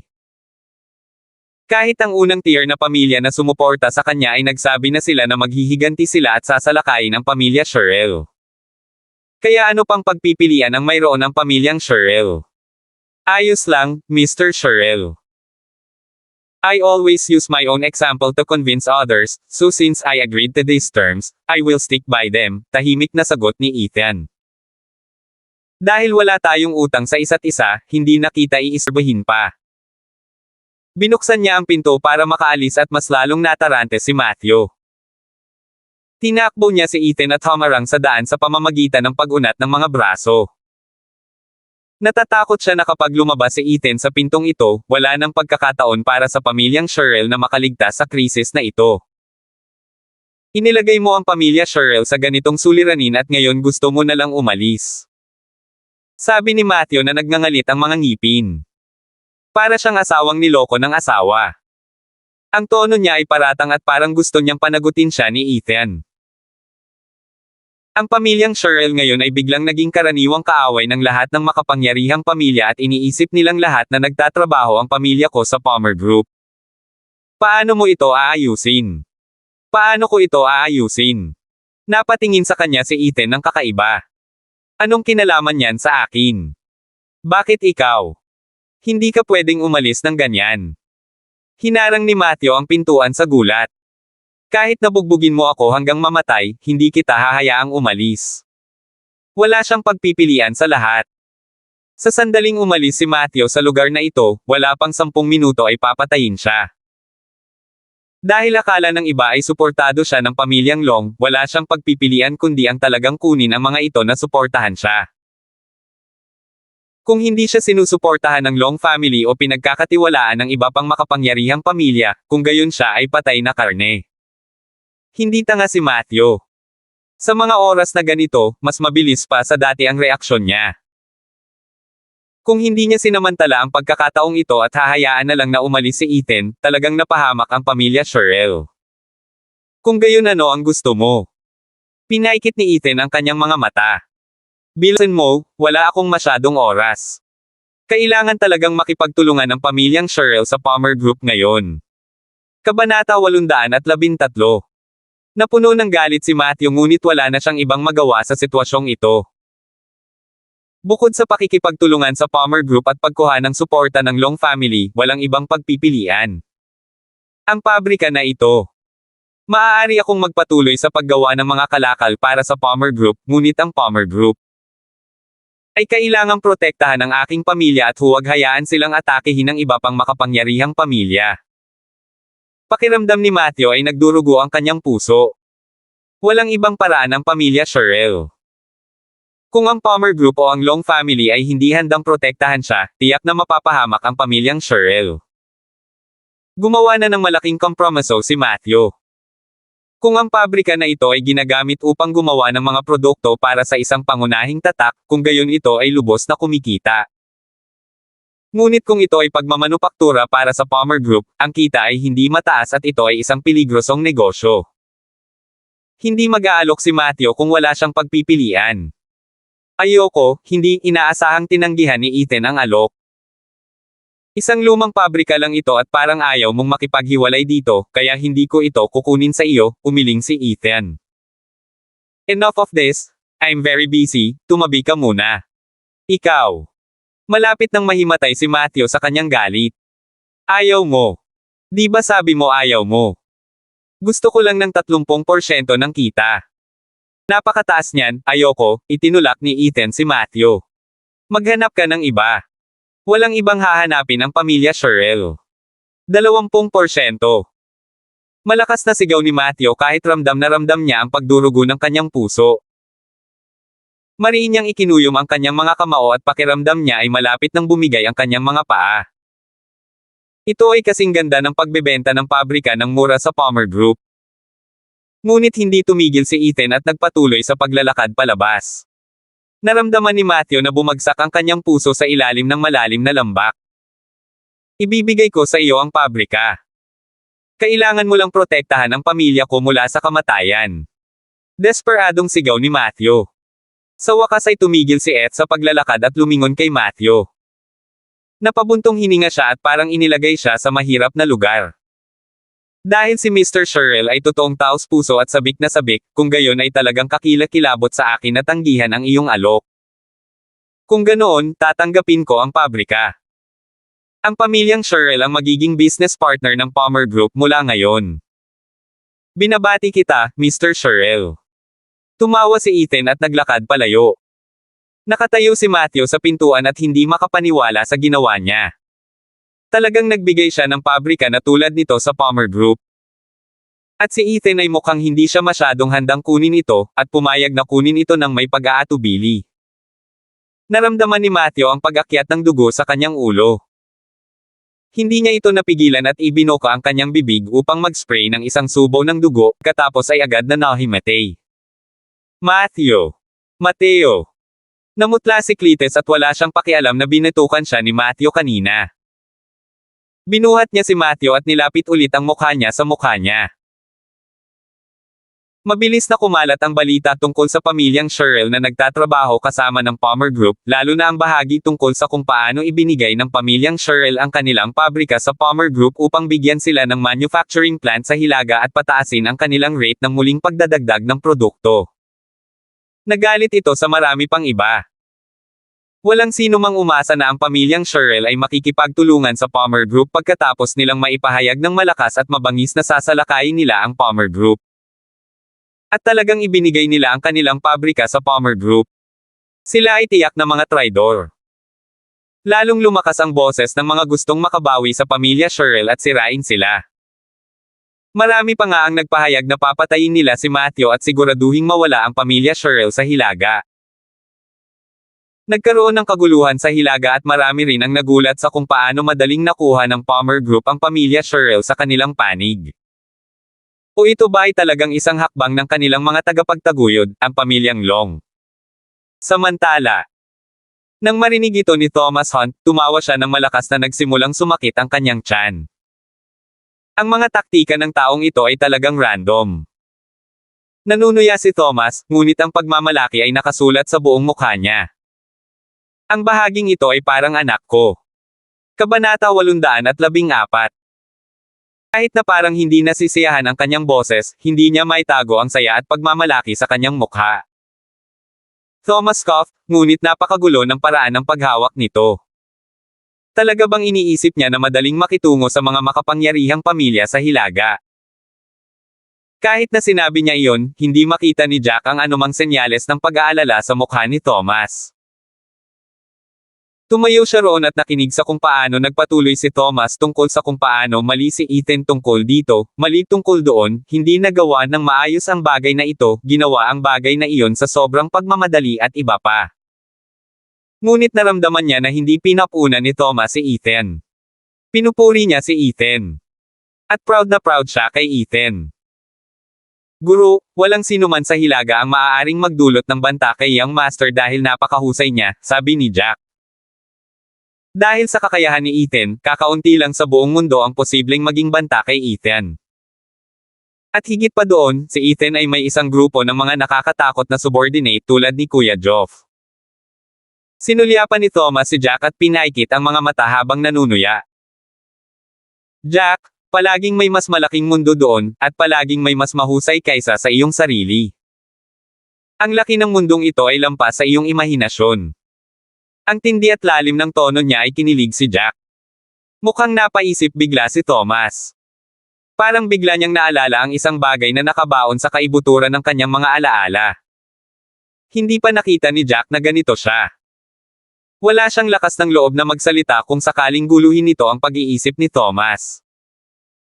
Sa anumang kaso, ang taong ito ay palaging gumagawa ng gulo kahit saan siya pumunta, biglang bumalik si Thomas sa realidad at nanunuya. So kumusta ang lahat dyan? Guro, iniisip ng lahat ng makapangyarihang pamilya na ang Palmer Group ay sinusuportahan ng Long family. Ang kanilang kalungkutan sa pamilyang Long ay lahat ay nakadirekta sa Palmer Group. Sinadya ni Alexander mula sa pamilyang Long na iligaw ang iba sa ganitong paraan. Hanggat walang ginagawa ang pamilyang Long tungkol dito, ang Palmer Group ay nasa maraming problema sa hinaharap, iniulat ni Jack. Ang Young Master at Palmer Group ay naging kalasag ng Long family, at mukhang hindi maganda ang mga bagay. Ang pamilyang Long ay gumawa ng isang talagang mabangis na pagkabansot. Inilagay nila ang Palmer Group sa harap nila upang maging isang kalasag at ang Palmer Group ay hindi man lang nagkaroon ng pagkakataong tumanggi. Hanggat walang nilinaw ang pamilyang Long, sino mang gustong makaganti sa pamilyang Long ngunit hindi maglakas loob na salakayin sila ng direkta ay tiyak na tatanggo ang lahat ng kanilang pag-atake sa Palmer Group. Mukhang hindi maganda. Umiling si Thomas. Sa tingin mo ba hindi maganda ang mga bagay para sa punk na iyon? O para sa Long family? Nagulat si Jack at hindi alam ang ibig sabihin ni Thomas. Malinaw na sina Ethan at Palmer Group ang may malaking problema ngayon. Napakaraming makapangyarihang pamilya sa Hilaga. Kahit na ang pangalawang tier na pamilya lamang ang magkapit-bisig, ang bahagi ng Palmer Group sa Hilagang merkado ay maaapektuhan ng husto. Ito ay hindi maliit na bagay. Guro, sinusubukan mo bang sabihin na ang Long family ang may malaking problema? Nakita mo na ba ang taong iyon na nagduso ng pagkawala? Umiling si Jack. Totoong hindi pa niya nakitang natalo si Ethan. At talagang wala siyang nakitang sino mang gumawa kay Ethan na bigyan siya ng kahit ano. At kahit na matalo siya, sa tingin mo ba hahayaan niyang magdusa ang batang babaeng kasama niya? Si Diane ang tinutukoy ni Thomas. This time, umiling agad si Jack. Imposibleng lubos na maunawaan ng sinuman kung gaano ka-protective si Ethan kay Diane. Maging si Jack ay naantig nang marinig mula kay Thomas ang nangyari 15 taon na ang nakararaan.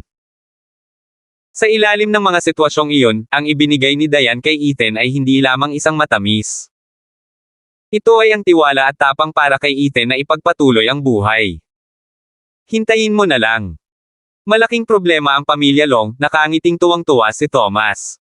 Matagal nang hinihintay ng batang iyon ang araw na ito. Alam na alam ni Thomas ang sinusubukang gawin ni Ethan, kaya alam niya kung ano ang susunod na gagawin ni Ethan. Sa katunayan, malamang na matagal nang hinintay ni Ethan ang pagkakataong ito, at ngayong kumatok na ang pamilya Long sa kanyang pintuan, hindi pinabayaan ni Ethan ang pagkakataong ito na mawala sa kanya. Napakakapangyarihang mga pamilya, eh. Kapag dumating ang isang tunay na bagyo, kahit na ang isang napakalakas na pamilya ay hindi makakaligtas. Kabanata 815. Guro. Pumasok ang butler mula sa labas. Nagluto si Madam ng hapunan at niyaya kanyang kumain. Ang mayordomo ay tila medyo natakot sa init ng ulo ni Thomas at hindi nang ahas na lumapit. Nanatili siya mga 3 hakbang mula sa pinto at parang nasa mahirap na posisyon. Bahagyang kumunat ang noo ni Thomas at akmang iwagayway ang kamay para paalisan ang mayordoma. Ngunit pagkatapos ng pag-iisip tungkol dito ng ilang sandali, sinabi niya, "Got it. Pupunta ako saglit." Ilang beses na niyang tinanggihan ang kahilingang ito. Para siyang walang puso kung patuloy siyang tatanggi. Si Thomas ay nakaramdam lamang ng paumanhin at pagkakasala sa kanyang kasalukuyang asawa. Wala siyang nararamdaman para sa kanya. Laging isang babae lang ang nasa puso niya. Master, babalik ako sa trabaho. Ayaw nang istorbohin pa ni Jack si Thomas. Nakita niya kung paanong hindi nabawasan ang pagmamahal ni Madam kay Thomas sa loob ng maraming taon, at walang nakakaalam kung ano ang gagawin sa pagkahumaling nito sa kanya. Isang tao lang ang nasa puso ni Thomas at ito ay isang bagay na hinding-hindi magbabago kahit anong mangyari. Ilang beses na ba pinagluto ng personal ni Madam si Thomas at tinawag siya? At ilang beses na ba siyang tinanggihan ni Thomas bago ito? Sa wakas ay hindi na niya kayang tanggihan pa siya. Sa dining hall ng Hunt House. Ang palamuti ng bulwagan ay napakasimple, at medyo luma na. Hindi ito mukhang ang paraan ng isang napakalakas na pamilya na nag-ayos ng kanilang dining hall. Tumanggi si Thomas na i-renovate ang lugar dahil marami siyang alaala sa lugar na ito. Kung sinubukan ng sino man na baguhin ang anuman, hindi siya bibitawan ni Thomas. Pumasok siya sa dining hall upang makitang maingat na inilapag ni Elsa Hunt ang bawat ulam sa mesa, na para bang natatakot siya kung hindi maayos ang pagkakalagay ng mga pinggan, makakaapekto ito sa mood ni Thomas kapag kumain siya. Mahigit 15 taon na siyang ikinasal sa pamilyang Hunt. Bukod sa paghahati ng kama kay Thomas sa araw na sila ay ikinasal, lumipat si Thomas sa pag-aaral mula sa ikalawang araw pasulong. Mukhang magkasundo ang dalawa na parang sila ay isang mapagmahal na mag-asawa, ngunit hindi sila kilalang kilala at walang mga anak. Alam ni Elsa Hunt na hindi payag si Thomas na magkaanak sa ibang babae. Ngunit hindi niya ito pinag-usapan at iginagalang ang desisyon ni Thomas, kahit na ang pamilya Snow ay labis na nalungkot tungkol dito at palagi niyang kailangan na ipagtanggol si Thomas. Sinadya ni Thomas na umubo habang naglalakad papasok. Agad na lumingon si Elsa Hunt at may nakakagulat na ngiti sa kanyang mukha. Thomas. Mabilis siyang naglakad. Nakagawa na ako ng ilan sa mga paborito mong ulam, kasama mo akong kumain ngayon, hindi ba? Ang saya at pinanibik sa mukha ni Elsa ay kapareho ng hitsura niya 15 taon na ang nakararaan. Nagkaroon siya ng kaunting mga wrinkles ngayon, ngunit maganda pa rin siya tulad ng dati. Masama ang loob ni Thomas para sa kanya. Pakiramdam niya ay naging malupit na talaga siya. Pinahirapan na niya ang isang tao, at ngayon ay pinahihirapan niya ang pangalawang tao. Ngumuso si Thomas at tumango. Agad siyang dinala ni Elsa sa kanyang upuan at dali-daling kumuha ng isang mangkok ng kanin, isang mangkok ng sabaw at kumuha ng pagkain para sa kanya. Narinig ko mula sa kusina na gusto mong kainin ang ulam na ito, kaya nagpunta ako upang malaman kung paano lutuin ito mula sa chef. Subukan mo. At itong sabaw din. Noong. Biglang natigilan si Elsa bago niya banggitin ang pangalang ito. Bahagyang namutla ang kanyang mukha at agad na lumuha ang kanyang mga mata. Bigla siyang nalungkot para sa sarili. Halos buong buhay niya ay nagsumikap siya ngunit hindi niya kayang pantayan ang babaeng iyon. Kahit anong pilit niya, hindi niya mapapalitan ang babaeng iyon. Hindi niya naisip na palitan ang babaeng iyon sa puso ni Thomas, ngunit hindi ba niya ito mabibigyan ng kaunting espasyo? Elsa, marami akong utang sa iyo, bumantong hininga si Thomas habang naglalagay ng pagkain sa mangkok ni Elsa. Huwag mo na akong hintayin. Tiningnan ni Elsa ang pagkain sa kanyang mangkok. May ngiti siya sa labi pero patuloy pa rin ang pagpatak ng mga luha niya. Pakiramdam ni Thomas ay parang may humila ng malakas sa kanyang puso. Gusto niya itong patahanan ngunit hindi niya alam kung ano ang sasabihin. Nang mapansin niya ang mga kulubot na lumalabas sa paligid ng mga mata ni Elsa, naramdaman niya na talagang naging malupit siya. Buong buhay niya ay pinigil niya si Elsa. Maraming taon na ang nakalipas at palagi kong sinasabi sa iyo ang parehong bagay. Sinabi ko pa sa iyo na hanapin mo ang iyong sariling kaligayahan at hinding-hindi kita pipigilan na gawin iyon. Tumingin siya kay Elsa, I'm not worth waiting for. Kaya bakit mo ginagawa ito sa iyong sarili? Kabanata 816. Ako, gustong sabihin ni Elsa na si Thomas ang kanyang kaligayahan. Ngunit alam niya na wala siyang puwang sa puso ni Thomas. Nakuha ko na. Pinisil niya ang isang ngiti at sinimulang kainin ang pagkaing inilagay ni Thomas sa kanyang mangkok. Ito ang unang pagkakataon na ginawa niya iyon para sa kanya. Akala niya ay masarap ito pero parang medyo maasim ngayon. Hindi siya sigurado kung dahil ba sa hindi sariwa ang pagkain o dahil sa pag-iyak niya. Grabe ang pakiramdam. I've always known, nagpatuloy si Elsa sa pagkain at pakikipag-usap nang hindi tumitingin kay Thomas. Siya lang nasa puso mo at hinding-hindi ko siya mapapalitan. Sa totoo lang, hindi ko naisip na palitan ang pwesto niya sa puso mo. And actually, I really admire her for sacrificing so much for you. Naiinggit din ako sa kanya dahil nagkaroon siya ng pagkakataong magsakripisyo para sa iyo. Kung siya ang kailangang gumawa ng desisyong iyon, nadama ni Elsa na gagawin niya ang parehong desisyon ng walang pag-aalinlangan. Hindi alam ni Thomas ang sasabihin. 15 taon na ang lumipas at 50 na sila ngayon. Pagkatapos ng mahabang buhay, nakakapagod na pag-usapan ang nakaraan. Don't worry, I've gave up. Mas lalong bumilis ang pagpatak ng luha ni Elsa. Hindi ko na napigil ang umiyak, hindi mo na ako kailangang pakialaman. Nagpatuloy siya sa pagkain ng subo pagkatapos subo ng pagkain. Siya ay nagsumikap na matuto kung paano lutuin ang lahat ng mga pagkaing ito at naglakas loob lamang na yayain si Thomas na kumain pagkatapos niyang subukang lutuin ang mga ito ng ilang beses at matiyak na siya ay nasa pamantayan. Pero sa huli, sinabihan pa rin siya ni Thomas na sumuko na. Parang matagal na siyang sumuko, pero parang hindi rin siya sumuko. Elsa. Napakasama ng loob ni Thomas. Ako ay humihingi ng paumanhin. Hindi mo kailangang humingi ng tawad, wala kang ginawang masama. Isang ngiti ang pinakawala ni Elsa. Kasalanan ko ito. Kung hindi lang ako nahulog sa'yo, magiging okay na ang lahat. Ako. Tapusin mo ang pagkain ngayon. Pakiusap. Minsan lang ito. Tumingin si Elsa kay Thomas at parang nagsusumamo sa kanya. Hindi na nagsalita si Thomas. Nagsimula siyang kumain ng malalaking subo ng pagkain ng buong puso. Hindi niya kayang hayaan si Elsa na patuloy na malungkot, ngunit kasabay nito, matagal na niya itong nasaktan. Nanatiling tahimik ang dalawa habang patuloy na kumakain ng mga mainit na pinggan. Ang isa ay patuloy na umiiyak habang ang isa ay walang sinabi at ang kapaligiran ay napaka-awkward. Pagkatapos nilang kumain, tumayo si Elsa para maglinis ng mga pinagkainan. Hindi niya pinahintulutan ang mga tagapaglingkod na hawakan ang mga lamanan ni Thomas dahil pakiramdam niya ay responsibilidad niyang pangalagaan ang kanyang asawa. Sa totoo lang, nangako ako sa kanya na aalagaan ka ng mabuti, sabi ni Elsa habang nakatayo sa may pintuan. Lumingon siya kay Thomas. Pero parang hindi mo na kailangan. Pagkatapos noon ay tumalikod na siya at mabilis na umalis bago muling bumagsak ang mga luha. Ang mga damdamin ni Thomas ay isang gulo. Matapos ang 15 taon, hindi pa rin siya nag-improve sa kanyang buhay pag-ibig.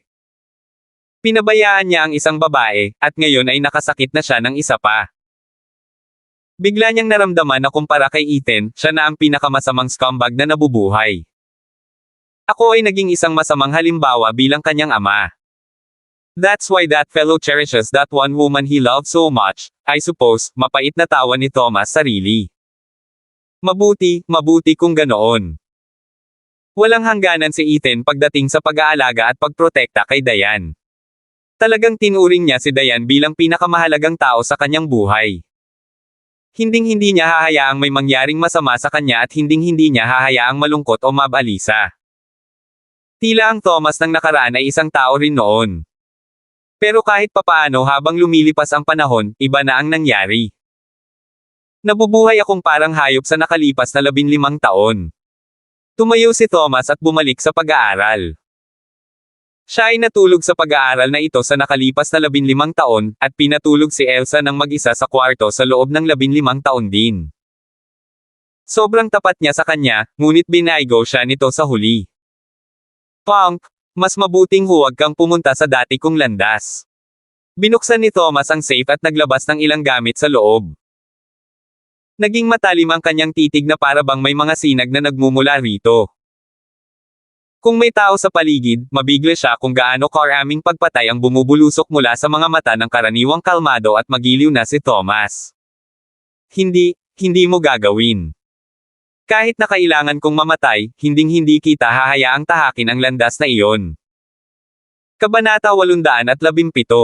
Samantala, ang pabrika ng pamilya ng Sherrill ay tumatakbo sa mas mataas na bilis kaysa dati.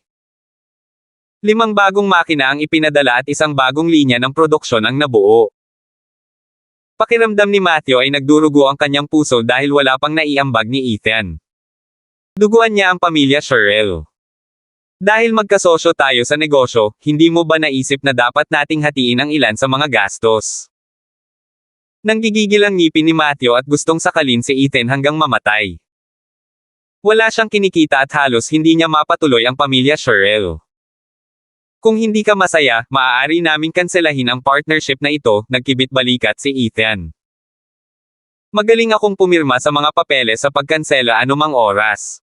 Sa sandaling sinabi niya ito, nawala ang galit ni Matthew. Siyempre hindi maglalakas loob si Matthew na mangyari iyon. Narinig niya na ang presyo para sa pagpatay sa kanya ay nakatayo na sa $3 milyon. Ang iba pa niyang miyembro ng pamilya ay lumalabas din sa listahan ng mga hit, at walang gustong makita ang kanilang mga pangalan sa naturang listahan. Dinala ni Matthew ang lahat ng mahahalagang miyembro ng pamilya upang manirahan sa pabrika. Sa paligid ni Ethan, pakiramdam niya ay mas ligtas siya. Ang taong ito ay hindi kapani-paniwalang nangingibabaw, at sigurado si Matthew na hindi siya basta-basta mamamasdan ni Ethan na mamatay. Nga pala, alam mo bang may nagbayad sa Assassin's Group para patayin ka? Alam ko, napalunok si Matthew. Pero wala pa akong nakikitang pumatay. Alam mo ba kung bakit? Natatawang tanong ni Ethan. Bakit? Napalunok ng laway si Matthew. Inilabas ni Ethan ang isang daliri at itinuro ang sarili. Dahil nandito ako. As long as I'm here, then no matter what price you're paying now, it's all worth it. Naiintindihan mo ba ang sinasabi ko? Tinitigan ng husto ni Matthew si Ethan ng 5 buong segundo. Gusto niyang makipagtalo pabalik ngunit napagtanto niyang wala siyang dapat ipaglaban. Napagdesisyonan na ng kanyang subconscious na lahat ng sinabi ni Ethan ay totoo at wala sa mga iyon ay isang pagkukunwari. Pati ba ang Assassin's Group ay natakot sa lalaking nasa harapan niya? Gaano kalakas ang pamilya Long ng eksakto? Kahit sinong random na lalaki na pinadala nila ay nakakatakot na. Siya ay nasa hilaga sa loob ng napakaraming taon at hindi kailanman narinig ang tungkol sa Long family na may kinalaman sa Assassin's Group. Nangako ka na paprotektahan mo ang buong pamilya ko. As long as you do that, then I won't say anymore and I will bear to part with anything. Huminga ng malalim si Matthew. Wala na siyang pag-asa pa at gusto lang niyang makayanan ng kanyang pamilya ang pagsubok na ito. Kahit na nawala ang iba pa niyang mga negosyo at asset, maaaring itayo muli ang mga iyon sa hinaharap. Ngunit kung lahat sila ay patay na, kung gayon ang lahat ng pera at mga mapagkukunan ay walang silbi. Masakit ang makipaghiwalay sa anumang bagay, ngunit walang sakit, walang pakinabang. Isa kang matalinong tao, sabi ni Ethan. Ang isang matalinong tao ay karaniwang gagawa ng tamang pagpili. Fine, maniniwala ako sa iyo, tumango si Matthew. Ang buhay ng lahat sa pamilyang Sherrill ay nasa iyong mga kamay. Kahit na ayaw niyang maniwala kay Ethan, wala siyang choice. Ito ang tanging ruta ng pagtakas niya. O sa halip, ang tanging ruta ng pagtakas na iniwan sa kanya ni Ethan ay ang isang ito. Siyempre nagalit si Matthew dito. Kung hindi dahil sa katotohanang hindi siya kapantay ni Ethan, ngayon pa lang ay napipaganan niya ang leeg ni Ethan. Pero ngayon ay kumalma na siya. At pagkatapos noon, naunawaan niya na ang pamilya Sherrill ay isang sangla lamang sa malaking laro ng chess ng Norte. Ang kanyang pamilya ay parang dahon sa karagatan. Sila ay maliliit at hindi gaanong mahalaga. Madali silang hampasin ng alon, lumubog sa ilalim ng dagat at hindi na muling aakyat sa ibabaw. Dahil sa pakiramdam na ito, kinilig si Matthew. Ngunit ngayon, kahit na napilitan siyang makipagtulungan sa Palmer Group at umasa kay Ethan para sa kanyang kaligtasan, ito ay talagang nagpaginhawa sa kanya sa loob. Hindi maintindihan ni Matthew kung bakit at nagtaka pa siya kung nababaliw na siya. Brother Ethan, may tao sa labas ng factory na naghahanap kay Mr. Sherrill, may kumatok sa pinto at nagsumbong kay Ethan. Hindi siya mukhang friendly. Biglang bumagsak ang ekspresyon ni Matthew. Nagkaroon siya ng hindi kanais-nais na bisita. Ito ay posibleng ilan sa kanyang mga kaaway, o maging ang isa na sumuporta sa kanyang pamilya dati. Nandito sila para patayin siya at ang kanyang pamilya. Kabanata 818. Nagsimulang magpanik si Matthew. Iyon ang closed-circuit camera footage, mahinahong sabi ni Ethan. Binuksan niya ang computer para tingnan ang footage ng mga nangyayari sa labas ng pabrika. May isang grupo ng mga lalaki na nakatayo sa gate at sumisigaw na lumabas si Matthew. Siguradong nandito sila para manggulo. Sila na. Lalong lumungkot ang ekspresyon ni Matthew nang makita kung sino ang dumating. Alam niya kung sino ang mga taong ito. Nandito talaga sila para patayin siya. At nagmarcha pa lang sila hanggang sa pabrika para hanapin siya. Malinaw na wala silang pakialam sa kanyang pamilya. Magkaibigan. Tanong ni Ethan. Ngayon, magkaaway na sila. Ngumuso si Matthew. Nandito sila para patayin ako. Hindi yun gagana. Ikinaway ni Ethan ang kanyang kamay. Geoff. Pumasok si Kuya Geoff. Nababaliw na siya sa pagkabagot nitong mga nakaraang araw. Sinabi ni Mr. Sherrill na hindi niya kilala ang mga taong ito, sabihin sa kanila na talunin ito. Agad na nagningning ang mga mata ni Kuya Geoff. Narinig niyang sinabi ni Ethan ang magic word. Talunin. Si Matthew ay hindi nang ahas na lumabas at umupo na lang sa opisina. Nakita niyang naglakad na si Kuya Geoff papunta sa gate at medyo nababalisa na siya. Paano kaya pinaalis ni Ethan mag-isa si Kuya Geoff? Alam niya na ang mga security guard ng pabrika ay hindi mahusay na manlalaban at hindi kayang humawak. Wala rito ang hinahanap mo, mahinahong sabi ni Kuya Geoff sa may tarangkahan. Umalis sa lugar na ito ngayon, o magdusa sa mga kahihinatnan. Nagkukumpulan na silang lahat sa harap ng gate nang lumabas si Kuya Geoff. Malisyoso ang kanilang mga titig at hindi man lang pinipigilan ang kanilang masamang intensyon. Hinahanap namin si Matthew.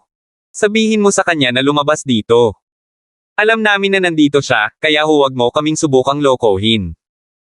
Wala dito ang hinahanap mo. Ulit ni Kuya Geoff. Tumangala siya at pinaikit ang mga mata. Hindi ko inuulit ang parehong bagay ng 3 beses.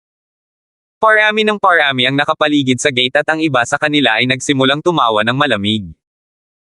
Pinandilatan nila si Kuya Geoff na may matinding kislap sa kanilang mga mata at handang lumaban anumang oras. Hindi ko rin inuulit ang aking mga salita ng 3 beses, sabi ng pinuno ng grupo. Ang lamig ng boses niya ngayon. Kung hindi lalabas si Matthew ngayon, babagsak tayo. Tumangala siya sa closed-circuit camera at alam niyang tiyak na pinapanood ito ni Matthew. Hindi niya inalis ang nakamamatay na tingin sa kanyang mukha at ginamit ang kanyang daliri upang gumuhit ng linya sa kanyang leeg. Agad namang namutla si Matthew nang makita ito. Kung makapasok ang buong grupo ng mga lalaki, hindi lang siya ang mamamatay. Mamamatay din ang buong pamilya niya. Mabilis na napalingon si Matthew kay Ethan, ngunit si Ethan ay nakangisi sa screen ng computer. He munched on tidbits as he quietly said, itong si Geoff na ito, mas lalo pang dinadala ang sarili niya. Samantala, bumalik sa gate ng pabrika. Napapaligiran na si Kuya Geoff ng mahigit 100 lalaki. Sa sobrang takot ng mga security guard ng pabrika ay nagtago sila sa loob ng kanilang opisina at naglakas loob lamang na sumilip sa kanilang bintana. Hindi sila nang ahas na buksan ang gate, kung sakaling ang mga taong ito ay sumugod. Ngunit maaari bang humawak ang tarangkahan laban sa mga taong ito? Baka itulak nila ang gate pababa. Magwala. Sigaw ng pinuno ng mga lalaki at inihampas ang kanyang mga kamao kay Kuya Geoff. Hindi niya sinabi ang parehong bagay ng 3 beses. Binigyan na niya ng pagkakataon si Kuya Geoff pero hindi niya ito pinahalagahan. Pero kay Kuya Geoff, isang suntok. Nagsisimula ng magmukhang kay Ethan ang suntok ni Kuya Geoff. Ito ay hindi kasing lakas, hindi rin kasing bilis o madaling ibagay. Pero kahit na ganoon, nakikita ni Ethan na si Kuya Geoff ay gumugol ng maraming oras at pagsisikap para makarating dito. Malamang nalihim na nag-aaral at nagsusuri si Kuya Geoff sa tuwing pinapanood niya ang pakikipaglaban ni Ethan. Ang taong ito ay may tunay na potensyal. Sa suntok na iyon ay agad na bumagsak ang pinuno ng mga lalaki. Nabasag ang kanyang nose bridge at dumudugo siya ng husto. Napaungol siya sa sakit habang nakahawak sa mukha niya at gumulong-gulong sa lupa. Tinapakan siya ni Kuya Joff. Hindi ka magkakaroon ng pagkakataon na sabihin ito sa pangatlong beses. Sinipa niya ng malakas ang pinuno at pinalipad ito ng 100 talampakan sa malayo. Ilang beses na bumagsak ang pinuno sa lupa, pagkatapos ay tumagilid ang kanyang ulo habang siya ay nahimatay. Atake! Bugbugin mo siya! Pumasok ka na! Patayin si Matthew! Ibaba mo siya! Nang makita ng iba na nagsimula ng salakayin sila ni Brother Joff, hindi na sila nag-atubili pa. Agad silang sumugod kay Kuya Joff at ang mga ekspresyon nila ay mabisyo. Ang buhay ni Matthew ay nagkakahalaga ng $3 milyon. Kung papatayin din nila ang iba pang pamilya ng Cheryl, iyon ay higit sa $10 milyon. Ngunit sa kasamaang palad para sa kanila, si Kuya Joff ang nakatayo sa gate. Kabanata 819. Kinilig si Matthew sa opisina nang marinig ang ingay. Pinagmasdan niya ang pagtakbo ni Brother Joff sa mga lalaki at binugbog sila ng husto anupat nagsimula silang umiyak para humingi ng tulong at humihingi ng awa. Namanhid ang buong katawan ni Matthew. Masyadong malakas si Kuya Joff para sa mga lalaking ito. Natapos niya ang higit sa 10 sa kanila ng mag-isa. Alam ni Matthew na lahat ng umaatake ay mga martial arts practitioner. Sila ay napakahusay, walang pakialam sa buhay ng tao at napakasama. Pero sa harap ni Kuya Joff, para lang silang mga bata. Napakadali nilang nadaig ni Brother Joff. Ginoo. Hunt. Itong ginoo dito, napalunok si Matthew. Siya ay isang Grandmaster level fighter. Malayo, mahinahong sagot ni Ethan. Ngunit pinatay niya ang kanyang makatarungang bahagi ng mga manlalaban sa antas ng Grandmaster.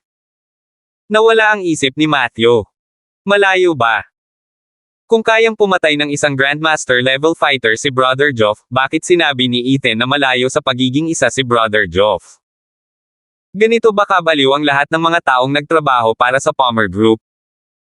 Bukod kay Brother Joff, ang iba ay nakahandusay sa lupa. Walang sino man sa kanila ang makagalaw at sila ay may putol na braso o putol na binti. Pakiramdam ni Matthew ay lalabas na ang kanyang puso sa kanyang bibig. Sinubukan niya bang makipaglaban sa mga ganoong tao? Anong uri ng mga tao ang kanyang nasaktan? Hindi na ba siya babalik? Nakita ni Matthew si Brother Joff na lumabas sa opisina ng mga security guard at umupo sa harap ng gate na para bang isa siyang gatekeeper. Anong ginagawa niya?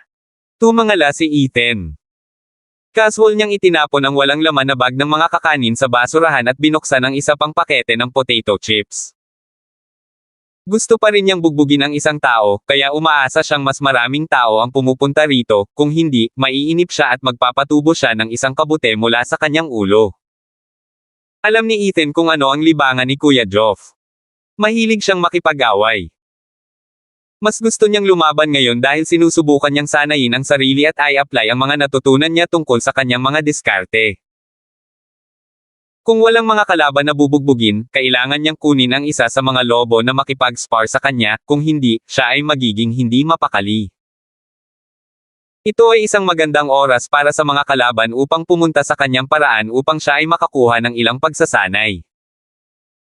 Hindi na inabala ni Ethan ang sarili kay Kuya Joff at nagpatuloy sa pagkain ng kanyang mga kakanin. Samantala, nanlaki ang mga mata ni Matthew at tumitig sa screen ng hindi gumagalaw. Gusto niyang makita kung gaano kahanga-hanga si Kuya Joff. Sa pagtatapos ng umaga, mga 6 o 7 alon ng mga lalaki ang dumating. Ang bawat alon ay may mas maraming tao kaysa sa huli, at ang bawat alon ay mas mabangis kaysa sa huli. May mga hindi na nag-abala pa sa pagtatanong sa gate at sinubukang bumangga. Ngunit naroon si Kuya Joff na parang isang batong leon na nagbabantay sa tarangkahan. Si Matthew ay patuloy na nagbibilang. Nabali ni Brother Joff ang 72 binti ng lalaki, 38 braso ng lalaki, 19 na ilong ng lalaki tapos nandoon pa rin ang lahat ng bali ng tadyang, nabunot ang buhok, nalaglag ang ngipin. Habang pinapanood niya, mas lalo siyang natakot ngunit nasa sabik. Kung matigas ang iba, mas matigas pa si Kuya Joff sa kanila. Sa wakas ay natapos na silang lahat ni Kuya Joff ng oras na para sa tanghalian. Ang lugar sa harap ng gate ay napuno ng dugo ngunit hindi pinahintulutan ni Kuya Joff ang sinuman na hugasan ito. Nang umihip ang hangin, napuno ng malakas na amoy ng dugo ang hangin. Kaya nang marating ng isa pang grupo ng mga tao ang gate, pakiramdam nila ay hindi na sila makahinga. Mas malala pa nang makita nila si Kuya Joff na tuwang-tuwa at maliwanag na nakatingin sa kanila na may matinding pananabik. Lahat sila ay tumakbo para dito bago pa magawa ni Kuya Joff ang anuman. Sino sa lupa ang nang-ahas pa ring kumita ng ganitong uri ng pera? Mamamatay ka bago ka magkaroon ng pera. Sa lalong madaling panahon, narinig ng lahat ang tungkol sa kung paano may isang masamang tao na nakaupo sa harap ng pabrika ng pamilya Sherrill. Siya ay marahas at malupit, kaya ang sinumang magtangkang umatake sa kanya ay tiyak na mababali ng isa o dalawang buto. Alin ang sinira niya ay depende sa kanyang kalooban. Wala nang sinuman sa mga ilegal na grupo ang nang-ahas na pumunta. Halos 300 katao ang nawala sa kanila sa isang umaga. Nakuha man nila si Matthew, hindi pa rin sapat ang halagang kikitain nila dito para mabayaran ang mga bayarin nila sa medisina. Ginoo. Hunt, magkano ang gasto sa pag-hire sa kanya bawat buwan? Napalunok si Matthew at pulang-pula ang mukha niya. Hindi siya sigurado kung dahil sa excited siya o dahil sa iba. Maging ang kanyang paghinga ay bumibilis. Nadama niya na kung ang pamilya Sherrill ay may napakahusay na manlalaban na tulad nito, hindi na niya kailangang mag-alala tungkol sa anumang bagay kailanman. Wala akong ideya, sumulyap si Ethan kay Matthew. Hindi pera ang pinag-uusapan natin. Naikuyom ni Matthew ang kanyang mga kamao. Gagamitin ko ang huling Grandmaster level fighter na mayroon ang pamilya ko bilang kapalit sa kanya, paano iyon? Humagalpak ng tawa si Ethan. Magdadagdag ako ng $20 milyon. Umiling si Ethan. Tanungin mo siya mismo. Sa sandaling pumasok si Brother Joff, tumakbo si Matthew at ganap na nagbago ang kanyang ugali. Tumingin siya kay Kuya Joff na parang nakikita niya ang sarili niyang kamag-anak. Puno ng kabaitan at paghanga ang kanyang mukha. Ginoong Joff. Kumunat ang noo ni Kuya Joff. Somehow it sounded weird when someone called him so formally. Gusto kong anyayahan si Mr. Joff na maging isa sa mga manlalaban para sa pamilyang Sherrill, ngunit hindi ako sigurado kung anong mga termino ang mayroon ka, napatingin si Matthew kay Ethan at nakitang hindi nagtaas ng anumang pagtutol si Ethan. Kaya matapang siyang nagpatuloy, just state your terms, I'll pay you $20 million a year. Kung hindi yun sapat, ibibigay ko sa iyo ang anumang gusto mo ari-arian, kotse, babae, pera hanggat maaari kung makuha ang aking mga kamay, hindi ito problema. Kabanata 820. Si Kuya Joff ay hindi ka panipaniwala.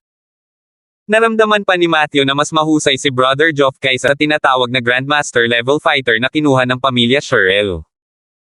Ang isang talagang highly skilled fighter ay dapat na ganito. Siya ay may karanasan sa pakikipaglaban, ang kanyang mga galaw ay simple at hindi mukhang magarbong sa lahat, ngunit napakalakas. Get lost? Ang tanging nasabi ni Brother Joff. Natigilan si Matthew. Sobrang seryoso ko dito. Ginoo. Hunt. Mr. Hindi tot-utol si Hunt hanggat pumayag ka. Kanina pa niya pina-check si Ethan. Tumangala si Kuya Joff kay Ethan. Sinusundan ko siya hanggang sa araw na ako ay mamatay. Hindi na siya nagdetalye pa. Nakatayo siya sa gilid ni Ethan na parang kahoy na haligi at walang ekspresyon sa mukha. Nagulat si Matthew. Hindi gusto ni Kuya Joff ang pera, bahay, kotse o babae. Gusto lang niyang sundan si Ethan. Hanggang sa araw na namatay siya. Anong uri ng alindog ang taglay ni Ethan? Paano niya nagawang maging loyal sa kanya ang isang tao?